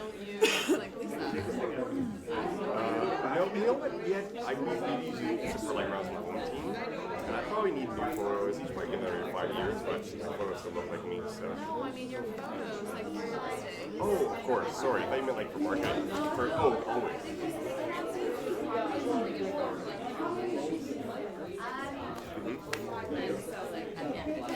And she's not going all the way up there. She will with me personally, but she's Nice. Okay. But it's going to be me driving her all the way back. She's going to have to work Monday morning. Maybe on Father's Day. The dad over there. You know, and he's like, and Andy's like, oh my God, purpose. It's like, I want to be able to post it. I want to be able to share it. Like, I want it to be like nice and professional. But as I go through the listings that are like up in Harlem and see like women in the camera, in the mirror, taking their own photos, like, One thing I would say is that, like, you know, with your first listing, you want to have that online for 6 months, and when you go to the next listing presentation, here's one list of Halliburton, you know, my other ones have expired since then, I've been mostly on the buying side, so that's what you kind of have to sell like that, and see, it's something that you have for 6 months.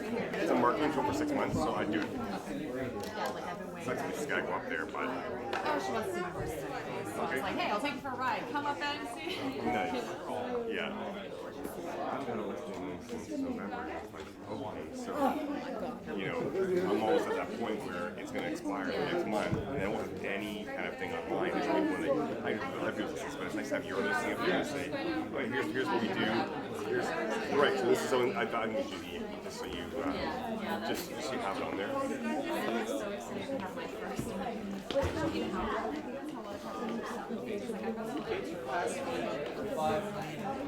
like they just shared all of our files. Yeah. You know, like It is great, and you can plus, post on your Facebook, send it in an email to all your friends. I mean, like, I'm serious about it. It's a website for property and listing, all that kind of stuff. Yeah.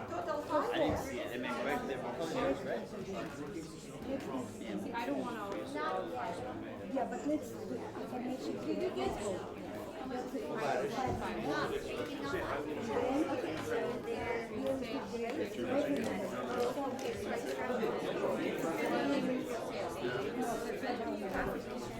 5 minutes before. Did you show me last time how to turn my phone off? Yeah, I think I can't do it now. Can you show me? Thank you. At least if we get one set to you guys right now. Yeah, I gotta hear it. And there's 5 in total. How are you? Make sure I got a little different one. There we go. I think I got the for you. Okay, so for affirmation, 5 minutes before, think yourself an owner. And I already gave you your phone, right? Thank you very much. Yeah, so you're going to put your $100 in there? Okay. Excellent. I'm very money next time. Do you know which one this is for? 95. Yeah. 5 minutes before. Oh, no, that's fine. Okay.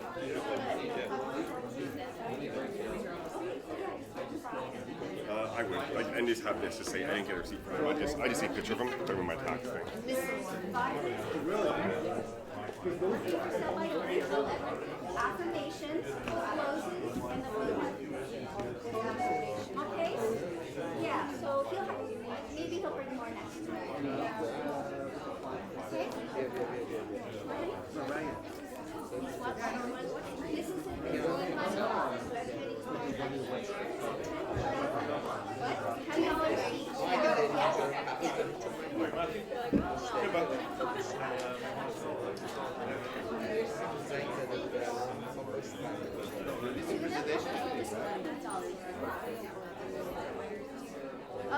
Hopefully he'll bring them next time.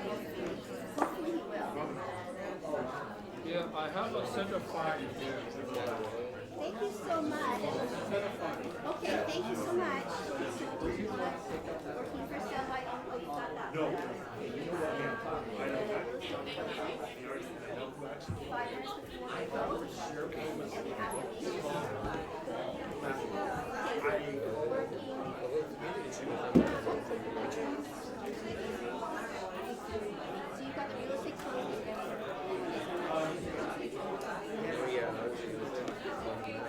And you already took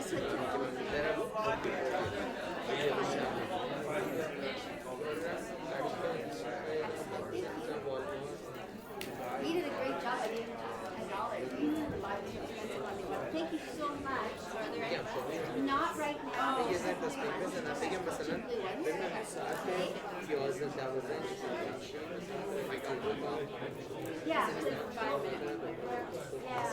and yeah, just if you can pay him now, great. Oh, yeah, now. Yeah, excellent.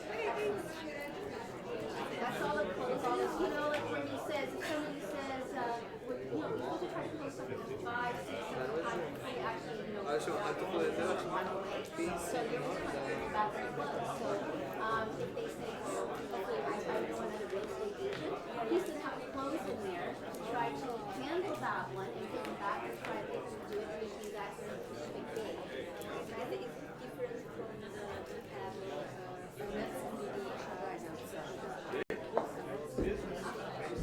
objection handling? These are going to be different. These are going to be different. You know what? You guys getting that sorted out? Come back next week. Oh, you just took over? I appreciate that. I'm sure if you don't know. Next time I will show. Okay. Thank you, hon. Thank you so much. Can I get a receipt, please? Can you get what? Okay, sorry, I have an ear infection. I think I said. This joke. Thank you so much. I owe you. All right.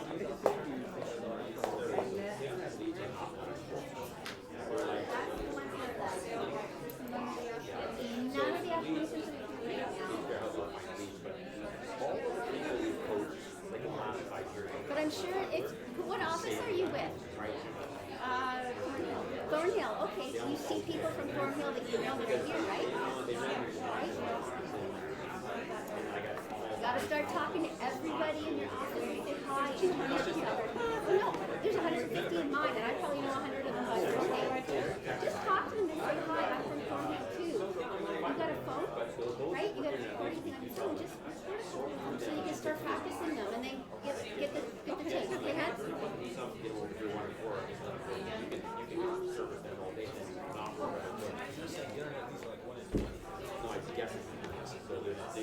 Because they always say to you, like, well, these are really good pre-qualified. They're just really good to the website. So they're working with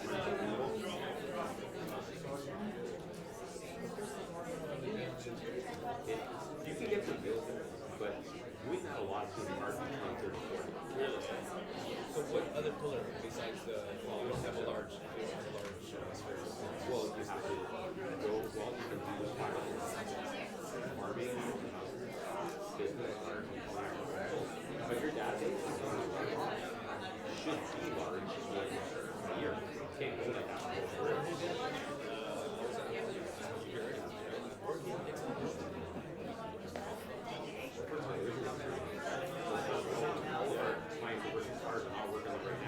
If something expires right now, there's something wrong with that. So then it's better off with this for sale by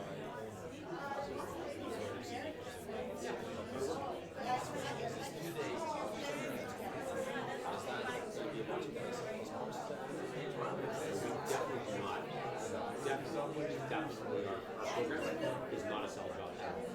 Not even a so we're there for people to support. Yes. 100% yes. I hate it when people I thought it might be 2 hours on No. Definitely. Matter of fact, I have to go there every time. You guys will have your name tag plus a client ribbon for my clients. Okay. Right? So hospitals are already 300, 400 already. No. Although it's there. Why not? You do. It's definitely not. That annoys me. It's there for 2 days. People days, And so back to internet. See, I was thinking when I was stop right away. I agree. Just if those that do in our program that have like the database or something else, they just probably because they tend to run They have like a something in the program, or you don't have a CD, or how to work on no, just well, you would be using the same thing I ended with. Okay. So I'm going to continue now. Just do it quicker. Try to go through faster. Work on that and waste your time. Yeah. Okay. All right. Thank you.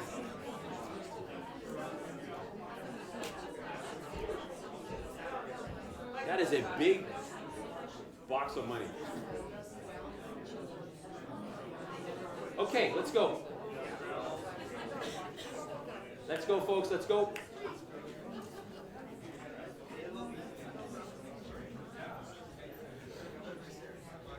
Okay, let's go. Hey, if there's people outside, can you get them back here? Because I think there's a bunch of people outside still.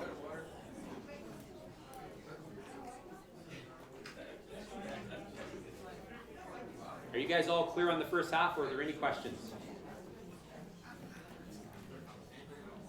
Any questions at all? We all good?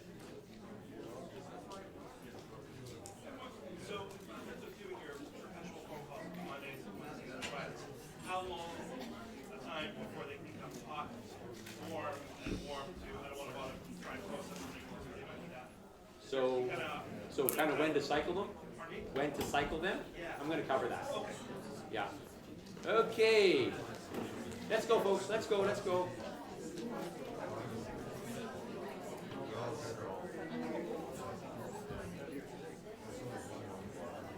Hey, you know what's great about July? I'm with you guys on July 12th, and then we're spending 2 days together, 13 and 14. It's like a 3-day vacation together. Hey, just so you guys can be clear about our event, because I had a good question on that. Because sometimes you go to these, thank you, sometimes you go to these 2-day events, and all they do is sell you on stuff that we definitely do not do that. First of all, you're already a client.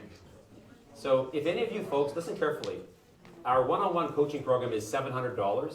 If you called our office and said, I want to talking to one of our staff about our one-on-one coaching, they would say, you're already in the program, why would you do that? Because you're already in the program. It's the same path. If somebody joins one-on-one coaching, this 90 days we're setting up your pillars, working your database, lead vault, takes 2.5 months. It's the same path. And then as soon as they get them set up, they talk about how to be a good lead generator. So you wouldn't require anything else. Probably more than half of the people at our event are going to be clients already. You'll have a name tag, because you're getting registered, right? Yes? Yes. A yes definitely applied there. We'll try it again. So you're getting registered, right? Yes. Yeah. You'll have a client ribbon there. So I am very, very strict when I speak somewhere that we do not do a sell job on our program. There will be people there joining our program, but we We do not do that. That's very annoying to me when I was a realtor and I go to have a speaker come in, or you go to an event and it's just a sell job. Yeah, I hate that. So that definitely will not happen. There's a lot of good quality material that you're going to be able to take stuff away, so it'll be really good. Matter of fact, I'm making a new CD, recording it next week. And it's the talk I'm going to do, 10 success principles. They're more things like you got to think big and you got to get over things quickly. There's 10 of them. And I'm going to speak about these 10 principles, probably 2 or 3 per session I'm doing, but I'm going to put them on a CD. And you can have the CD for free as long as you're on time. Is that fair? Yes. And we start at 9. So if you're there at 9 or before, you get the CD for free. And so since we've been promoting that, I've had about 50 realtors call me and say, so what do you consider on time? Like, how much realtor leeway do we have? So, well, 9. What about 9:06? Is that on time? Realtor mind. So, go get registered, or just email me. You guys all have my email, yes? Just email me your name from C200 Heritage, register me, and I'll look after it. Because if you don't want to call Josh and ask him for your code, Josh, I know you sent me my code, but I have no idea where it is, so, because that's, anyways. Okay, so hot leads, Monday, Wednesday, Friday, warm leads on Monday. Okay, so write this next thing down, please. What I'm going to say next is going to sound incorrect, but I'll explain it to you. So write down, during lead follow-up, if I slightly annoy them, that's awesome. During lead follow-up, if I slightly annoy them, that's awesome. Now that's the opposite to what you're currently thinking, but I think up to now, you're sort of catching on that, hey, I think Rob's right here. I think I need to find my leads and process them and just sort of get out of this whole trying to manage cats, yes or no? It'll make your life a lot simpler. You could be in the group of, 1,000 people that have said to me in the last 10 years, wow, this is so much easier. I just find them, call them on the appropriate days, and let them go. Or do deals. That is simpler, yes or no? Okay. And so I'm saying this. So let's just say I get a lead for my open house, and they say, we're going to be putting our home on the market next week. That's a hot lead. 10 days or less. And so I'm going to call them Monday, Wednesday, and Friday. And in a minute, I'll tell you what time to call and what to say. And it's all connected to processing. Understand that? The faster you process, the more magnetic you are to deals and leads. And that's what you want. Don't discount the law of attraction, guys and gals. It's currently running your life. You might as well run it in a positive way. And so I get this lead in my open house Monday, Wednesday, Friday. Now I'm calling them Monday. There's a pretty good chance they're going to say, wow, what the heck? You're calling me like every day, even though you're not. But they would say that. You guys agree, yes or no? Yeah. So I want that. That's the point I'm making here. I hope that that happens. Because if that happens, I'm going to show you some dialogue to sync it. It's either going to go there or it's going to get cycled, one or the other. But I kind of need to get a bit of attitude, otherwise I can't cycle it. You guys clear on that? Yeah. See, right now I think from a good nature, from a good point of view, not wanting to be pushy, I think when you're calling your leads, I'm thinking, give me some attitude. You're thinking, don't be home, don't be home, don't be home, don't be home, don't be home. The answer, they're home. It's like when you go door knocking if you're nervous. Don't be home, don't be home. I hear them moving in there. So, what's your name? Ali. So, can you give me some attitude when I call you? Because I don't know, Ron. Just say this. Oh my gosh, you're calling a lot. That's all you need to say, okay? Because that is what they say. So I had Ollie came in my open house Sunday, told me he's going to list next week. Hot lead. Yeah.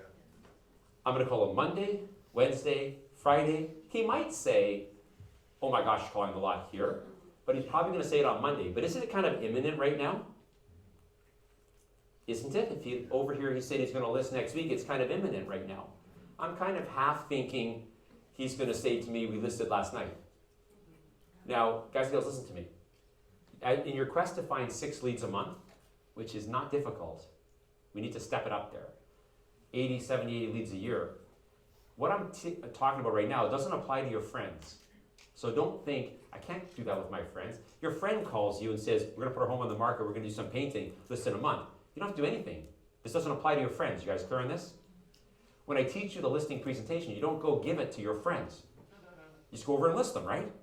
So the things that we're talking about are those 80 that you find, maybe 20 are your friends. I'm talking about the other 60. Everybody clear on this? Or I don't know, Ollie, came my open house, I gotta do it right. So here we are Monday, my 4th call. I'm gonna call you, Ollie, and all I want you to say is, wow, Rob, you're calling a lot. Which that would sink you in your mindset right now.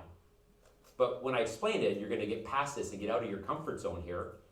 And you're gonna discover that the faster you cycle leads, the more motivated you are to find more leads. And a lot of you are gonna jump that up from 6 leads a month to 10 leads a month, which is 30 deals a year. Ring, ring. Hi. Is this Ollie? Yes. Hey Ollie, it's Rob Vivian from C21 Heritage. That's good. That's good. How you doing today? Good, thank you, Ollie. That's not much attitude, Ollie. I'm fine, how are you? Say, oh my gosh, Rob, you're calling a Oh lot. my God, Rob, you're calling a lot. Don't say thank you out loud, but that is what I want you to understand that? Ollie is not a friend of mine.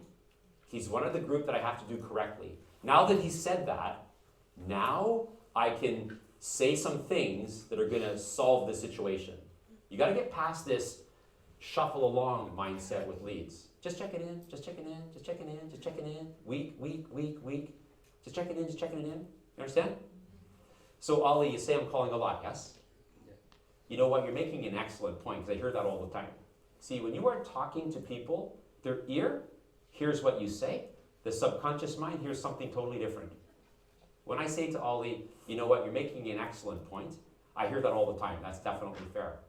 I'm telling his subconscious mind, I'm a worker. That's what the subconscious mind is. Subconscious mind is picking up worker. You guys got that? Or people are looking for a worker. You know what, I hear that all the time, Ollie, you're making an excellent point.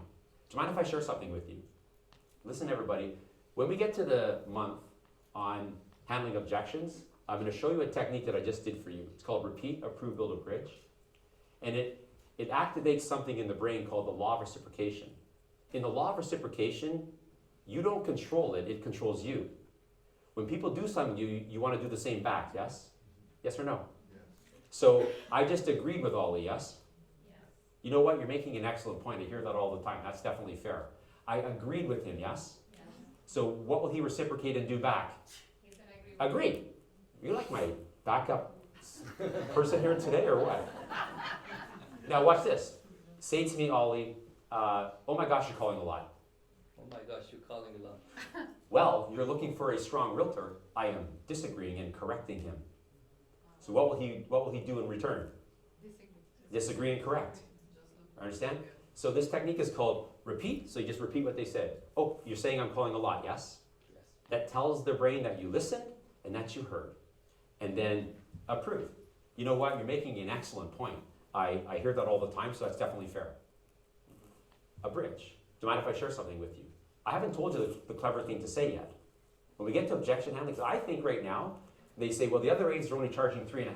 I think you're saying, yeah, well, they can't be a good realtor. They're only charging 3.5. You get what you pay for. Rebuttal. And then reciprocate. Rebuttal. And then you leave there thinking, I can't communicate with this person. Well, they're not supposed to be the skilled realtor. You are. See, the law of reciprocation is so insanely powerful that you cannot control it. He cannot control wanting to agree with me. You've all had this situation before where you've been at a function or something and you say something about a topic that you don't know that much about. You say, yeah, that's how it goes. And someone says, it doesn't go that way, it goes this way. They challenge you, yes? And then you challenge back. And then you have this little debate. The whole time you're thinking, I don't know what the heck I'm talking about. Like, what am I doing here? And then to stop this insanity, you say, well, I researched it on the internet. Because you got to get out of this conversation. And then you're thinking, what did I just do that for? I don't even know if I'm right. That was not your fault, by the way. That is the law of reciprocation controlling you. You don't control it, it controls you. That little interaction was this person's fault. They challenged you. You had no choice but to challenge back, even though you didn't know if you were right or wrong. Yes or no? So I call Ollie and he says, oh my gosh, you're calling a lot. And then I repeat, approve, build a bridge. When I build a bridge, do you mind if I share something with you? No. Sure, yes. Yeah, that's right. For the sake of the role play only. So his mouth says yes, correct? What his brain says is this: please quickly tell me something that I can agree with, because I have a very strong desire to agree with you. This repeat, approve, build a bridge is how to communicate with people and get people to do what you want them to do. Who's single here? This will be handy. And so then you say this. Now listen carefully. I got Ollie in my open house on Sunday. It's imminent. We're in the next week now. So Ollie, you had mentioned that last Sunday at the open house you're going to put your home on the market. Don't say the word list. Don't use our words with the public. You'd mentioned that you were going to put your home on the market about now. Is that still the plan? Yes, it is. Would you like to skip my call in 2 days? Yes. I'd like to skip it too, actually. Now guys, listen to me here. So once you get to where you give you some attitude and you repeat, approve, build a bridge, I can sync this. I can say, so you mentioned that you're going to put your home on the market about now, yes? Yes. Okay. So would you like to skip the call in 2 days, Ollie? Yes. They say yes that 100% of the time. I would too, actually. You guys like to use humor, yes or no? Yeah. Can you tell I do? Yeah. You know, I'm never serious that much ever, anywhere. Why would you be? Like, where's that getting you? I don't think when people are old, they wish they were more serious. I don't think that's common. So, have you set up any appointments yet, Ollie? No, not yet. Can I go first? I'm syncing this thing, you guys understand that? But if he doesn't give me attitude, I can't say any of this. I can't say stuff like, so you say I'm calling a lot, yes? Yes. Repeat. You know what, Ollie, I hear that all the time. That's definitely a fair statement. Approve. If you approve, they want to approve back. Reciprocate. Do you mind if I share something with you? Sure. Honestly, Ollie, I'll give you another thing to say. Honestly, this is me just trying to sit down with you for about 30 minutes so I can show you how I get maximum prices for homes. That's it. Do you want to skip the call in 2 days? Yes. Yeah, me too, actually. So you got any appointments set up yet? No, not yet. Can I go first? Sure. Some kid, you understand that? Now watch. You know when people come in your open house, they lied to you, yes? I'm telling you right now, you have tons of leads you have no chance on. But you don't know it because you're coddling them. See, this would bring it out, yes? So Ollie led me astray at my open house. He's listening with his nephew who lives in Oakville. It's absolute. But he doesn't tell me that at his open house. You have tons of leads like this. But when we get to here, that's where he comes clean. Honestly, Rob, I'm listening with my nephew. He's a new agent. He's Oakville. We're going with him. Say that. Honestly, I'm gonna list it with my nephew. He's a new agent. I'm gonna give him a. Is that absolute? No. Say yes. You could lose your role play privileges. No, I have the same problem. Okay, listen to me. It's over now. You guys got that? Processed. He came to my open house on Sunday, bang, bang, bang, got a little attitude, and then it sunk it, yes? In one, I booked it, the other one, it's gone. But it's been gone for me. I never had a shot at this in the first place. If I'm not calling on the appropriate days, I wouldn't know this. I guarantee you have tons of leads you have no shot at. But you're not processing them, so they're staying in there, yes or no? Yes. So there, as you're calling your leads that are not your friends, you should hope that they say, oh my gosh, you're calling a lot. So you can say that, repeat, approve, build a bridge. Honestly, this is me just trying to sit down with you for about 30 minutes so I can show you how I get maximum price for homes I have for sale. And then just a little joke, say, hey, do you want to skip the call in 2 days? Yeah, me too, actually. That goes over really well. I want to skip it too, actually. So you had mentioned last week that this is about the time you're going to get it on the market, yes? Mm-hmm. Now, we can't have any conversation like this if I don't get attitude. This time I call, be very happy to talk to me, okay? So ring, ring. Hi. Is this Ollie? Yes, we can. Hey, it's Rob Vivian from C21 Heritage. How you doing today? Good. How are you doing, Rob? Ah, crap. But that sucks for me. And you might like that, but I can't sync it now. Because he's kind of happy to talk to me. Hey, Rob, how's it going? If I say now, honestly, Ollie, this is me just trying to sit down with you for about 30 minutes so I can show you how to get maximum price for homes. He's like, what are we talking about? Like, it doesn't fit. Like, if they're not your friends, they're just a bigger group that needs to be processed, you should hope after time they get it'll sink in. You'll discover, they say, no, the truth is, My sister-in-law's a realtor, we're going with her. Is that absolute? Yeah. Okay. Cycle, do you understand? It's done. Find the lead, cycle. Find the lead, cycle. Everybody clear on this? So if you don't know them, they're not friends of yours, I think you should do a 180 on your thinking and stop the standoffish and hope you get a little attitude. You can sink it one way or another. One way or another cycled. And move along with your business, yes? Write this next thing down. Yep. Same scenario, but they don't take the call, it just goes to voicemail. How long do you call? Well, actually, that's, what's your name over here? When to process them, that's the last thing I'm going to talk about. Yeah, that's a really good question. I'm just not quite there yet. That will happen, because you're going to sell how many homes in a year? Okay, that's, it can't be less than that, right? So you find 6 leads a month, right? But just FYI, you didn't put your hand up this time. So on July, put your hand up, yes? So you have to do that 4 months in a row to get the train out of the station. And then it'll be easy after that, right? But it has to be 4 months in a row to get the train out of the station. And so, one sec, Ollie, now you want to talk. So at the 60 that don't work out, the 10, you gotta be kidding me. The other 50, a lot of them, that's the way it is. I'll explain that. So they just stop taking your call. The truth is, when that happens, when they don't take your call, that 9 times out of 10, it means they lied to you here. They don't want to come clean. Because they led you astray. Like, we all do it, by the way. Everybody does this when there's nothing on the line. Who has a cottage here other than me? Yeah. Yeah. So I go to you go to the boat show then, right? You don't? Cottage show? Motorless Lake. Oh, yeah, okay. So, who's been to the boat show? They have these yachts there. So I went there last January to buy 2 kayaks, because you can't have one, right?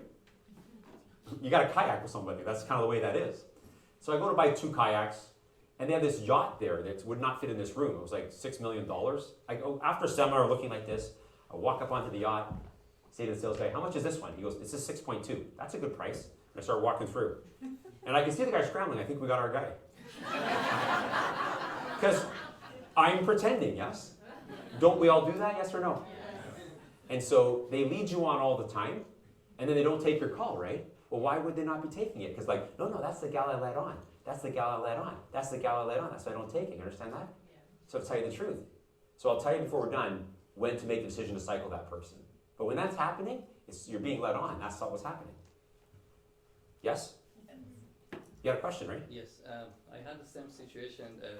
I find someone in the open house, I keep calling them, they want to list the house, but they want to go with the Comfrey. How can I convince them? Well, the question is they want to go with Comfrey. I'm really not doing objection handling today, but it would start with a repeat, approve, build a bridge, okay? I'll try to make this class clear today. So call me later, okay? I don't want to get off track, otherwise this doesn't become clear, yes? So just regarding the lead, would you want to do some listing leads, or would you do this with a buyer lead as well? This is the same. In Toronto, you'll be 50-50 the GTM. If you're gonna do 20 deals, it's gonna be 10 and 10. I see all the time clients join our program and they go to the tracking system and they put in 25 deals, 18 listings sold, 7 buyer sales. That is not gonna happen in Toronto. Toronto has what's called a move around rate. All boards do. Toronto's move around rate is 40%. So that means if every 10 listings you sell, you have 4 buyer sales built in. That's what it is. So if you sell 10 homes, you have 4 buyer sales just with the people that sold, right? And then you find 6 more buyers, 10 and 10. So you really need to set your goals in Toronto for 50-50. That's the right move around rate, yes? So the goal then is what, to get a buyer presentation? Well, I'm not doing the buyer class today, but yes. Okay. It's all coming up. In terms of the dialogue. Yeah, well, right now we're on lead follow-up. How to process these leads, yes? Come to all the classes. By the way, in the back of your book is a CD, right? It's the main points on all the classes. That's why it's there. So if you want to go ahead and listen to some of that stuff, that's why the CD's in the back of the book. That's why we did that. Because at this point, I'm still setting up the model. And you want to learn so much more, yes? Yes or no? Yes. So go listen to the CD, and then everyone has my cell number, yes? Yes. Well, there you go. Okay, so write down what time to call on the appropriate days. What time to call on the appropriate days? So tomorrow would be hot leads. And then down the left margin, write A, B, C. So what time to call on the appropriate days, and write A, B, C down the left margin.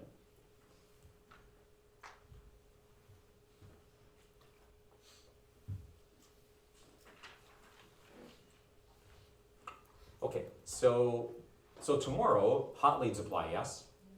Okay, and so my 8:30 message, you will get that. So tomorrow, I'd like you to call them and try them at this time, and then shortly I'll show you the script, what to say, okay? So A, right, 11 a.m. That's your first attempt, 11 a.m. Does anyone know why that time? No.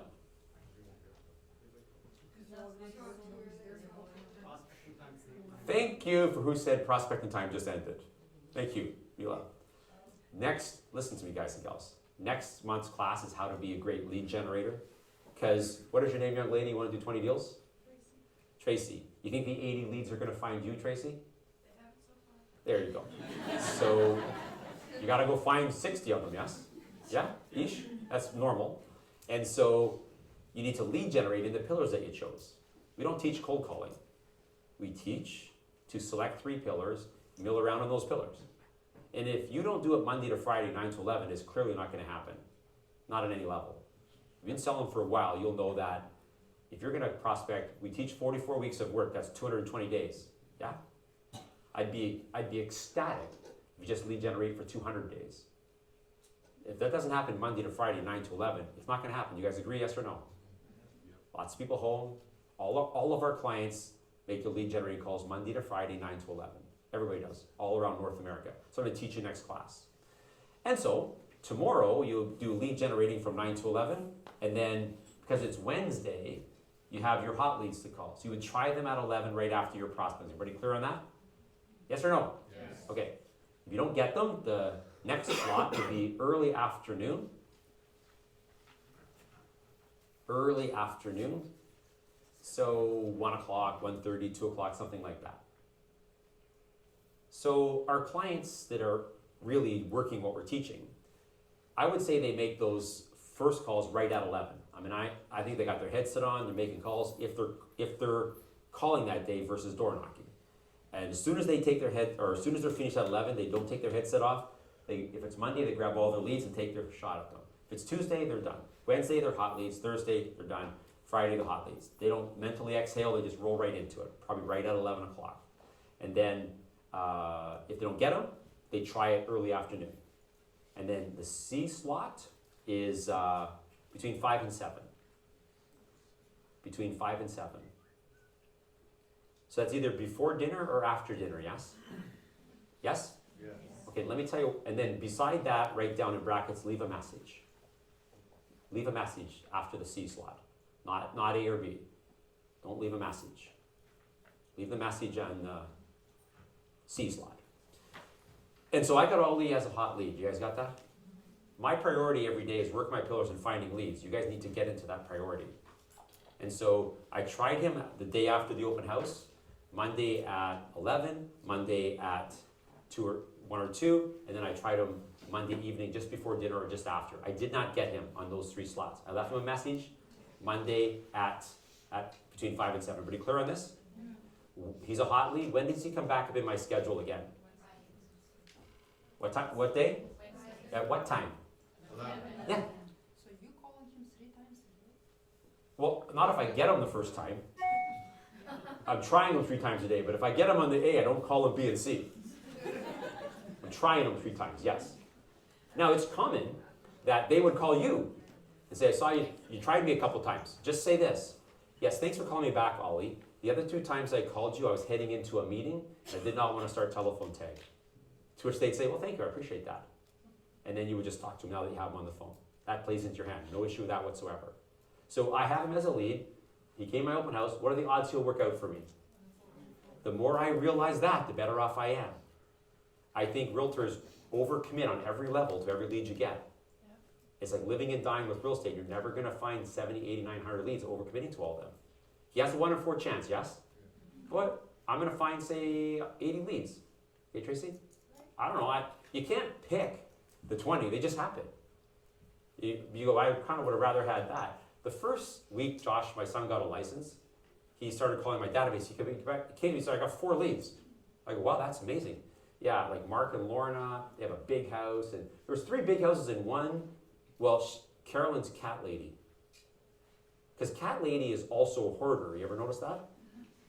They go together, cat lady. Because if you have like more than say 4 cats, then all the cats have their own litter box now, all lined up in the kitchen. You guys know what I'm talking about? So of those 4, guess which one worked out? That one. Yeah, that one. So Josh says to me, so I did the math, I just lost like 60 grand. You can look at it that way. Or, you know that snacks you get for watching sports, Bits and Bites, it's got like a Shreddy and a Cheerio and a pretzel stick. You understand? I said, Josh, you can look at it that way. You had 4 leads, 1 worked out, you can't choose which one. Or you can put your hand back in the Bits and Bites bag. You understand? That's actually pretty funny. Okay, you guys all clear on the days? Okay, now, so the reason I have between 5 and 7 is our company is not a workaholic company. I'm trying to get you to do it simple and take 8 weeks vacation. So there are some nights that you're out working that evening. And who's got family here? Okay, well, if you're out working that evening, I think you should go home at 3 o'clock and spend 2 or 3 hours with the family, kids and so on, because you got to go out that night. And then go out. And you're out from your car, Bluetooth, return your leads, because you're out anyways. But if you're not out that evening, I think you should redo those calls at 5 o'clock and get them out of the way. And that way you can be off with the family in the evening. You guys understand that? See, I think way too many realtors with a family, I just need to go into and make a couple of calls. And you go like 7 o'clock to 8 o'clock in your home office, make calls, screws up everybody's evening. Yes or no?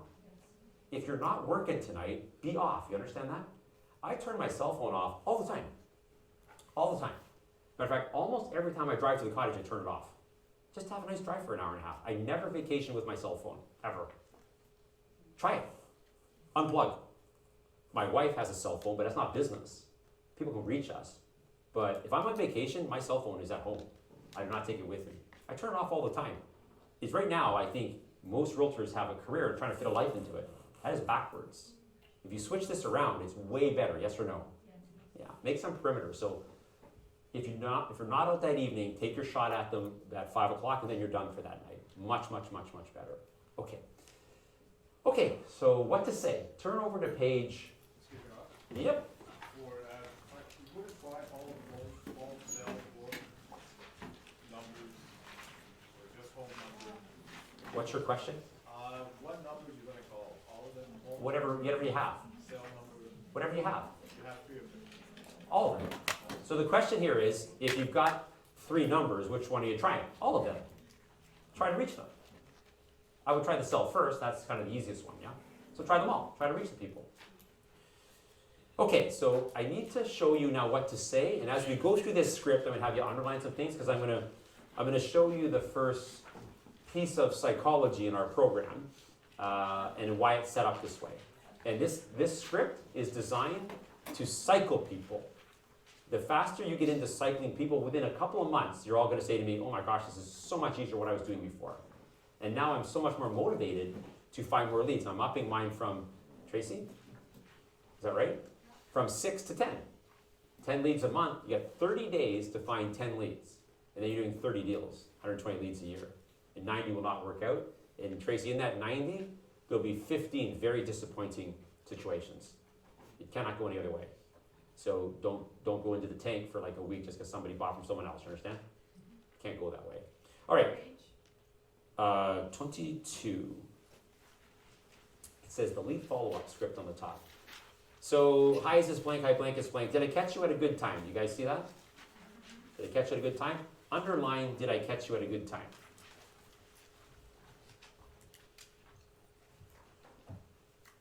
Okay. Sometimes realtors say to me, why would you say that? Because they might say it's not a good time. Let me share something with you. So, when you call people, about 10% of the time, it's a good time. It's a really good time. And about 10% it's a really bad time. And about 80% is in the middle. You guys got that? So if you say, did I catch you at a good time? They will say, it'll pull the 80% up to yes. But if you said, did I catch you at a bad time? It'll pull the 80% down to no. If you call them and there's some drama going on, they're fighting, the dog just ate the cat, something happened. It doesn't matter, it's not a good time.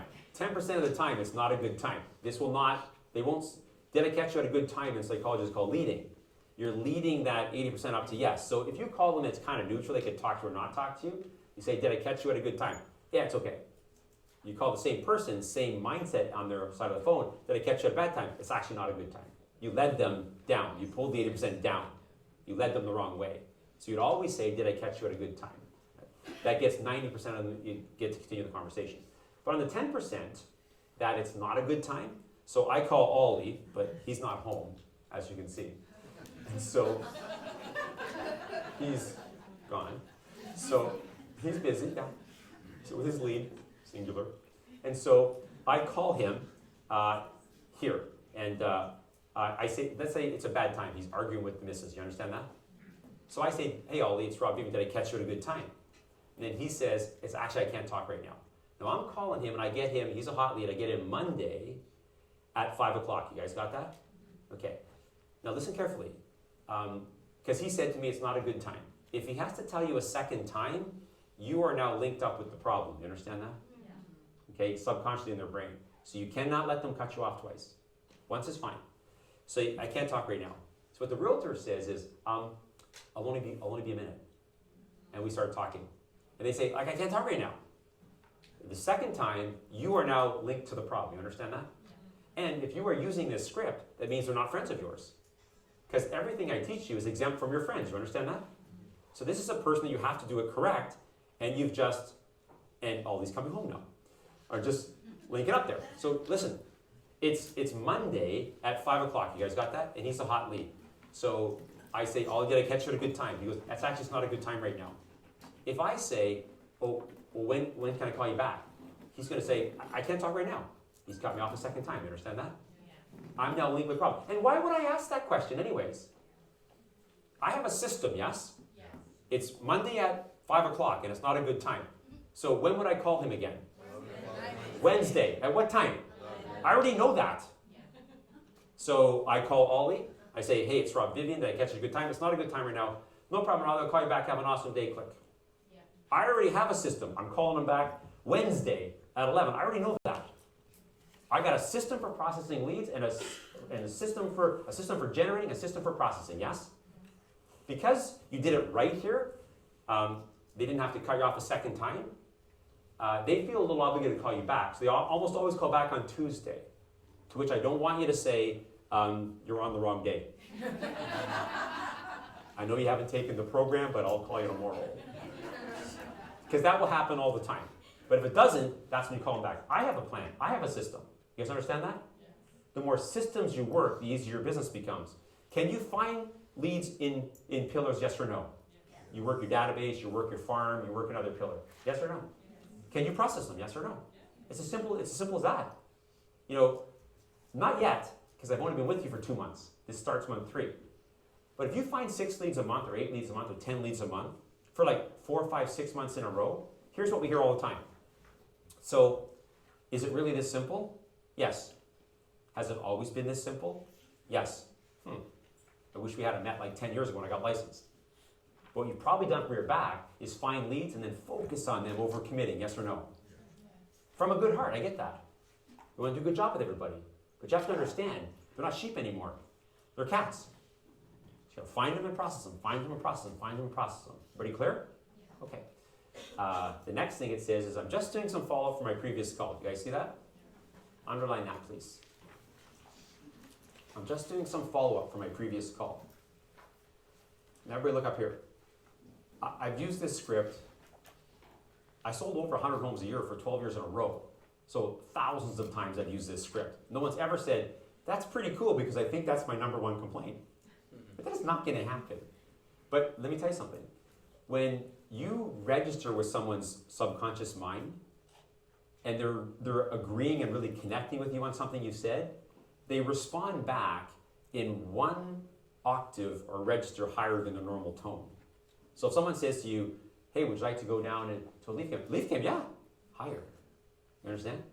So when you say, hey, I'm just doing some follow-up from a previous call, they will say this, oh, okay. Because the people that you're using the script on were probably not just interviewed from Trev. But if they were, and Trev asked them, what's your challenge with realtors? They would say lack of lead follow-up, because they always say that. So at a subconscious level, it's there. So when you say, hey, I'm just doing some follow-up from a previous call, you will see them respond back 1 octave higher. That's their subconscious mind going, 2 thumbs up on that one. You guys got that? And so if we know what's the number one complaint, once you get past a little opening, isn't it logical to say, hey, I'm just doing some follow-up from a previous call? Yes or no? And then you're just going to recap what they said. So the other day in my open house, Ollie had mentioned that you're looking to get your home on the market in about a week or so. That's what the script says, yes? You guys see that? You realize the bolder writing I'm talking to you, right? You guys know that? So I don't read that to them. Just recap what's going on. And then, so is that still the plan, Ollie, or have things changed? Ollie, is that still the plan, or have things changed? Yes. Still the plan? Yeah. Okay. And then there's 2 choices here. It could be time to book an appointment, or they stay in lead follow-up. Do you guys see that? Yes or no? Yes. So what if I got Ollie, listen carefully, what if I got Ollie at as a warm lead? I'm going to list my home in a couple of months. There's teaching right now still, call them in half the time, right? 1 month? Well, according to Rico, they're talking 2 realtors a week. They just talked to 8 realtors between your call. You're out already, you're gone. That's when they were sheep, not when they're cats. You understand that? Monday, Monday, Monday, Monday. You understand that? Okay. And so I call him on the 2nd Monday. He said 2 months, 2 weeks ago. If I don't call him like I'm supposed to, and he lists, then we see it on the computer. He said 2 months, he lists 3 weeks later, and then we say buyers are liars and sellers are liars too, as we're explaining why we did it wrong. So I call him Monday, and I say, Ollie, you had mentioned a couple weeks ago that you're probably about 6 weeks away from getting your home on the market. I'm just doing my job checking. Is that still the plan, or have things changed? He says, we were talking at dinner last night. We're kind of ready. Excellent. Good thing I called. You guys understand that? And so then it's time to book. You see that about halfway down? You guys see it on the page? It's time to book. There's something in the brain called, if you give people 2 choices, called the alternative choice clause. I know it's old, but it is how the brain works. If you give people 2 choices, they do want to choose one. So I can't say this. Now listen carefully. He's in lead follow-up, and I just nailed him down, yes or no? He said, we're kind of good to go. I can't say, well, when do you want to get together? Because then he's going to say, I don't know, let me talk to the wife, we'll get back to you. Oh gosh, that means you're staying in lead follow-up now. I had a chance and I blew it. I need to say it this way. I need to give him a couple alternative choices. So you guys are ready to go, yes? Yes. Okay. So do you guys prefer afternoon or evening appointments? Evening. You'll always choose one of them. So you prefer evening appointments, yes? Okay. So I have tonight and I have Thursday night. Which one's better for you? Thursday. Does 8 o'clock work? Sure. Nail it down. You understand that? Alternative choice, alternative choice. Once they say we're ready to go, you can't say, well, when do you want to get together then? They say, I don't know, I'll talk to my wife, call me next week. Gosh, so I had a chance to book you and now you're staying in lead follow-up? Because this next call is another lead follow-up call. You had a chance to close it off with an alternative choice and another alternative choice. That's called leading in psychology. You guys understand that? That's what good salespeople do. All clear?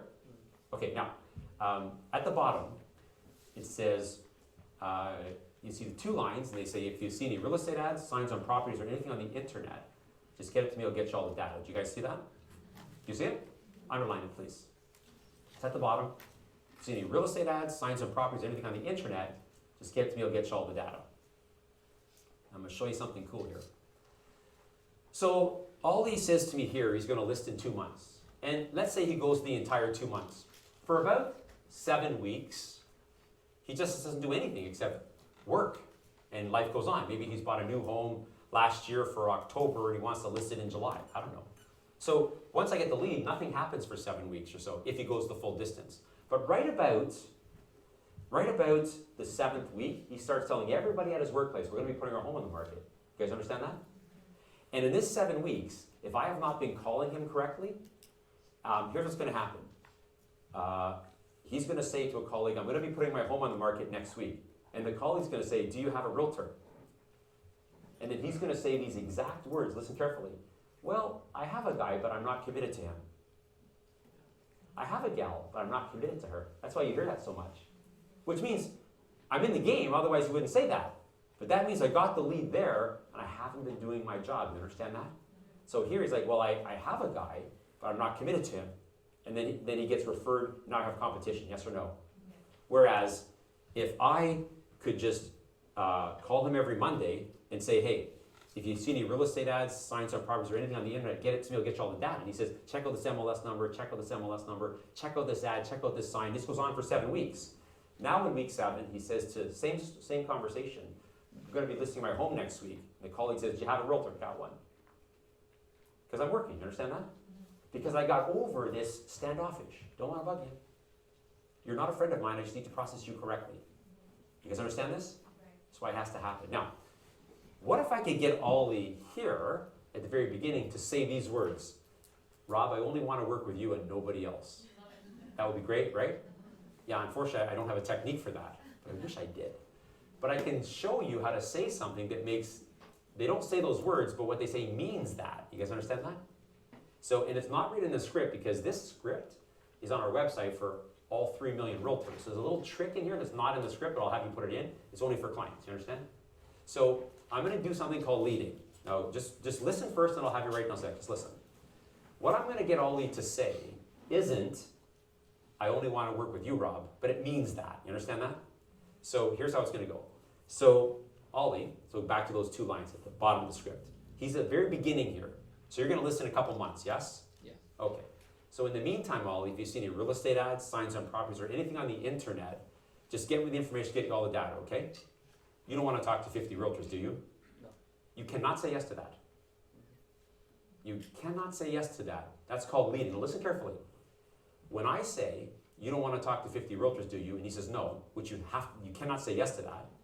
That he didn't say, no, I only want to work with you, Rob, but it means that. Yeah. Now watch, I'm going to say it again. This time say yes and watch how weird it feels, okay?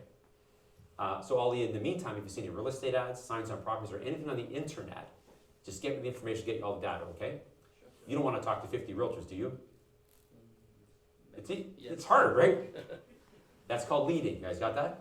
So you see where it says, if you see any real estate ads, signs on properties, or anything on the internet, get me the information, get you all the data. You guys see that? After that, write in, you don't want to talk to 25 realtors, do you? Or 50 or whatever. You don't want to talk to 25 realtors.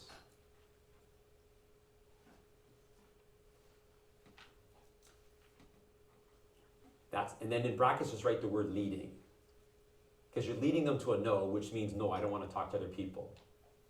It's not magic, it's just pretty close. You guys all clear on that? Yeah. The reason that's not in the script is because that's a little trick we teach just to the clients, you guys. That's why it's not on our actual, if you print this off on the website, it won't have that little piece there. Is everybody clear? Yeah. Now, you would say this script every time, guys and gals, but nothing else you would say. Think about it. If you're calling saying, oh, hey, I know you said you're going to be 2 months from now, but you know, the market's hot and if things are selling high, that's annoying. What's not annoying is I'm just doing some follow-up from a previous call. Don't say, from our call last Monday, talk to you next Monday. They're never going to connect on this. You're just checking in, you understand? You mentioned that this is your plan. Is that still the plan or have things changed? That's all you say. Say that every time. Why would you say something different than that? That's what you say. You guys all clear? Even if you're leaving a message at 5? It'd be the same thing. So 5. So, hey, Ollie, Rob, well, you just would skip that I catch you at a good time. And then leave that exact message. That's correct. Simple as that. Everybody clear? So flip back to where you're taking some notes. And I want to tell you, Tracy, and what was your name? Mike, went to cycle leads, okay? Now, I've mentioned before that I'm in a mastermind group with all of my competitors, which is so much fun. And I tell them all the time that, you know, I don't think there should be a time, 30 days, talk to them 7 times, talk to them 3 times. It's bigger than that. As long as you're making the calls on the appropriate days, you'll know what to do. You understand that? Like right now, you might have leads that you don't know what to do with because you haven't been calling them. You understand that? So write this down, please. I need to follow my natural instincts. We're probably back on page 21. I need to follow my natural instincts. This will be our last point for today. My natural instincts. Now, let me just share something with you guys, gals. Every person on the planet has a built-in ability to assess situations. It's actually designed for human beings for survival. I mean, we've been around for a long time. We're not really in any danger as we travel through the day, but there's a time that we were, and there's lots of places on the planet that you are. And so if you're in certain parts of the world right now and you're going out to get something to get back, you better be alert, yes or no? So we have this built in our DNA to assess situations really quickly to keep ourselves safe. It's a survival. Otherwise, maybe we're just walking around oblivious. We would be extinct already. I don't know. So you know that when you walk into a room at a function, you just walk in and there's some drama going on. You scan the room. He's fighting with her. I get it. Yes or no? This ability to assess situations, women call it women's intuition. It's stronger with women. But that's what it is. Men have it too, believe it or not. We do. Not as strong as women though. And so, if we're all walking in this part of the world 500 years ago, it'd be all forest. Just maybe Ollie and I walking. All of a sudden the forest goes dead quiet. Wouldn't we be thinking something's not right here? We should probably climb a tree. Yeah. Look around. And a pack of wolves go by. No wonder. Yeah. We have that. You understand that? So, if you're not calling your leads, you're not activating that thing, then you're just thinking, what should I do? But how would you know? So if you get the lead here, and you're making the calls on the appropriate days, you would know what to do, because it will be involved. You guys got that? So Tracy gets a lead here, and then their hot lead, Monday, Wednesday, Friday, nothing. Monday, Wednesday, Friday, nothing. What's your gut starting to tell you, Tracy? Cycle them. But if you didn't make these calls, how would you know that right now? You wouldn't know that. You would only know if you activate this ability that you have. You understand that? So if you are calling the leads on the appropriate days, you will know what to do. And when your gut says cycle them, you cycle them. If you guys and gals are honest with yourself, you will see that your leads are not getting better with time. They're getting worse. They came in your open house, yeah, we're going to buy you. Oh, that's exciting. And then 3 weeks later, they're trying to fade, and you're trying to keep them going. Well, you know, it's like, the lead is getting worse, yes or no? Yes. Just let it go. What they're really saying is, you should cycle me. That's what they're really saying. You should just cycle me. But you haven't found enough leads per month in a row yet to do what I'm teaching you here, yes? Because they haven't been even together 4 months yet. The train is not out of the station for most of you. But once it is, and you get that, and you're like 2 weeks in, Tracy, you're thinking, I've been down this path before. Yes or no? If you're honest with yourself, do leads treat you badly, yes or no? Yes. If you're really honest with yourself, you'll see everything within you was screaming to cycle them a long time ago, but you refused to. Your instincts were telling you, stop this. If you hear yourself say these words, you cycle them today. I cannot let this lead go. I have too much time committed to them. If you say those words, whoa, a little bell should go off your head. Okay, that's it, they're done. That's just you holding on. And then when they buy from someone else and treat you badly, you're like, you know what? I knew back there I should let them go. Yes or no? Yes or no, people? Just like that. Okay, any questions on today? Okay, so listen up, everybody. So, when we get together on July 12th, so we got like 3 days together. I'm going to be with you in the morning, and then I'm going to be 2 days with you guys. That's going to be fun. And so, when I come back next month, this script here had some psychology and skill in it, yes? But that's all we get now. So I'm going to show you next month how to be a great lead generator, and I'm going to show you how the brain works. For example, somebody calls you off a sign, and they say, we saw that you sold that property, we're looking to sell. And you say this to them, listen carefully. Well, I could do a comparative market analysis for you, come over, sit down with you, go over things, and help you make a good decision. It sounds like what you want to say, yes? That isn't hard to say yes to, that is impossible. That is impossible to say yes to.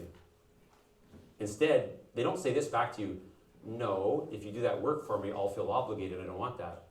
I would have to reciprocate. The law of reciprocation has got activated. They won't say that. They would say, no, I just want to know the price.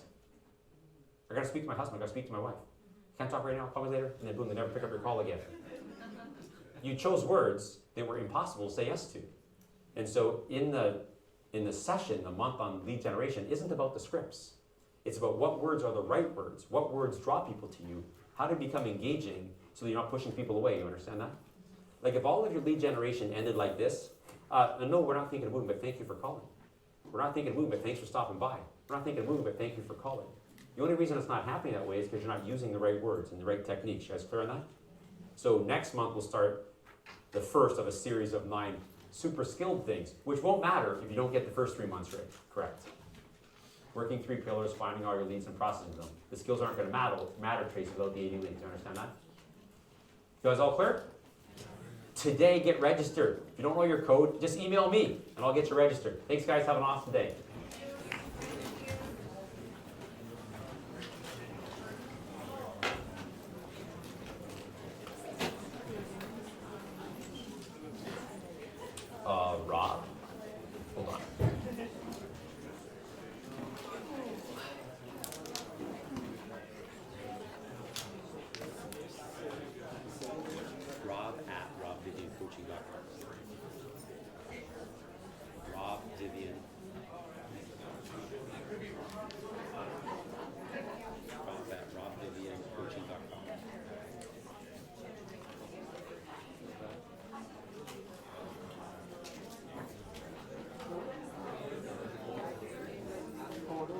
say your name and you register me for the event.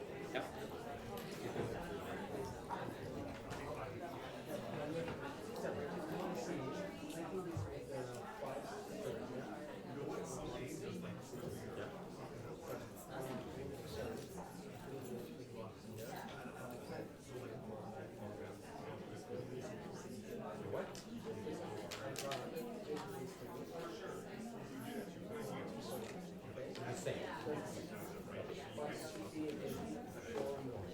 Yeah, but just, what do you got there? I'm returning because they're confused. Oh yeah, alright. So do you want one of those? It's okay, I just returned this. 5 minutes before is an awesome one. Okay, so.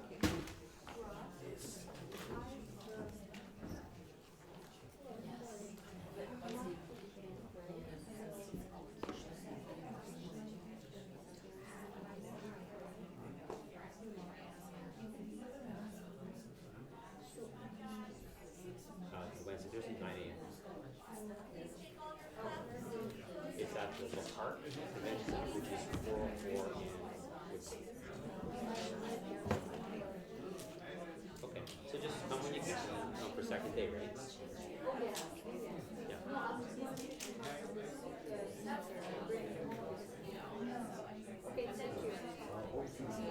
Yeah. Will it set a fight? How many?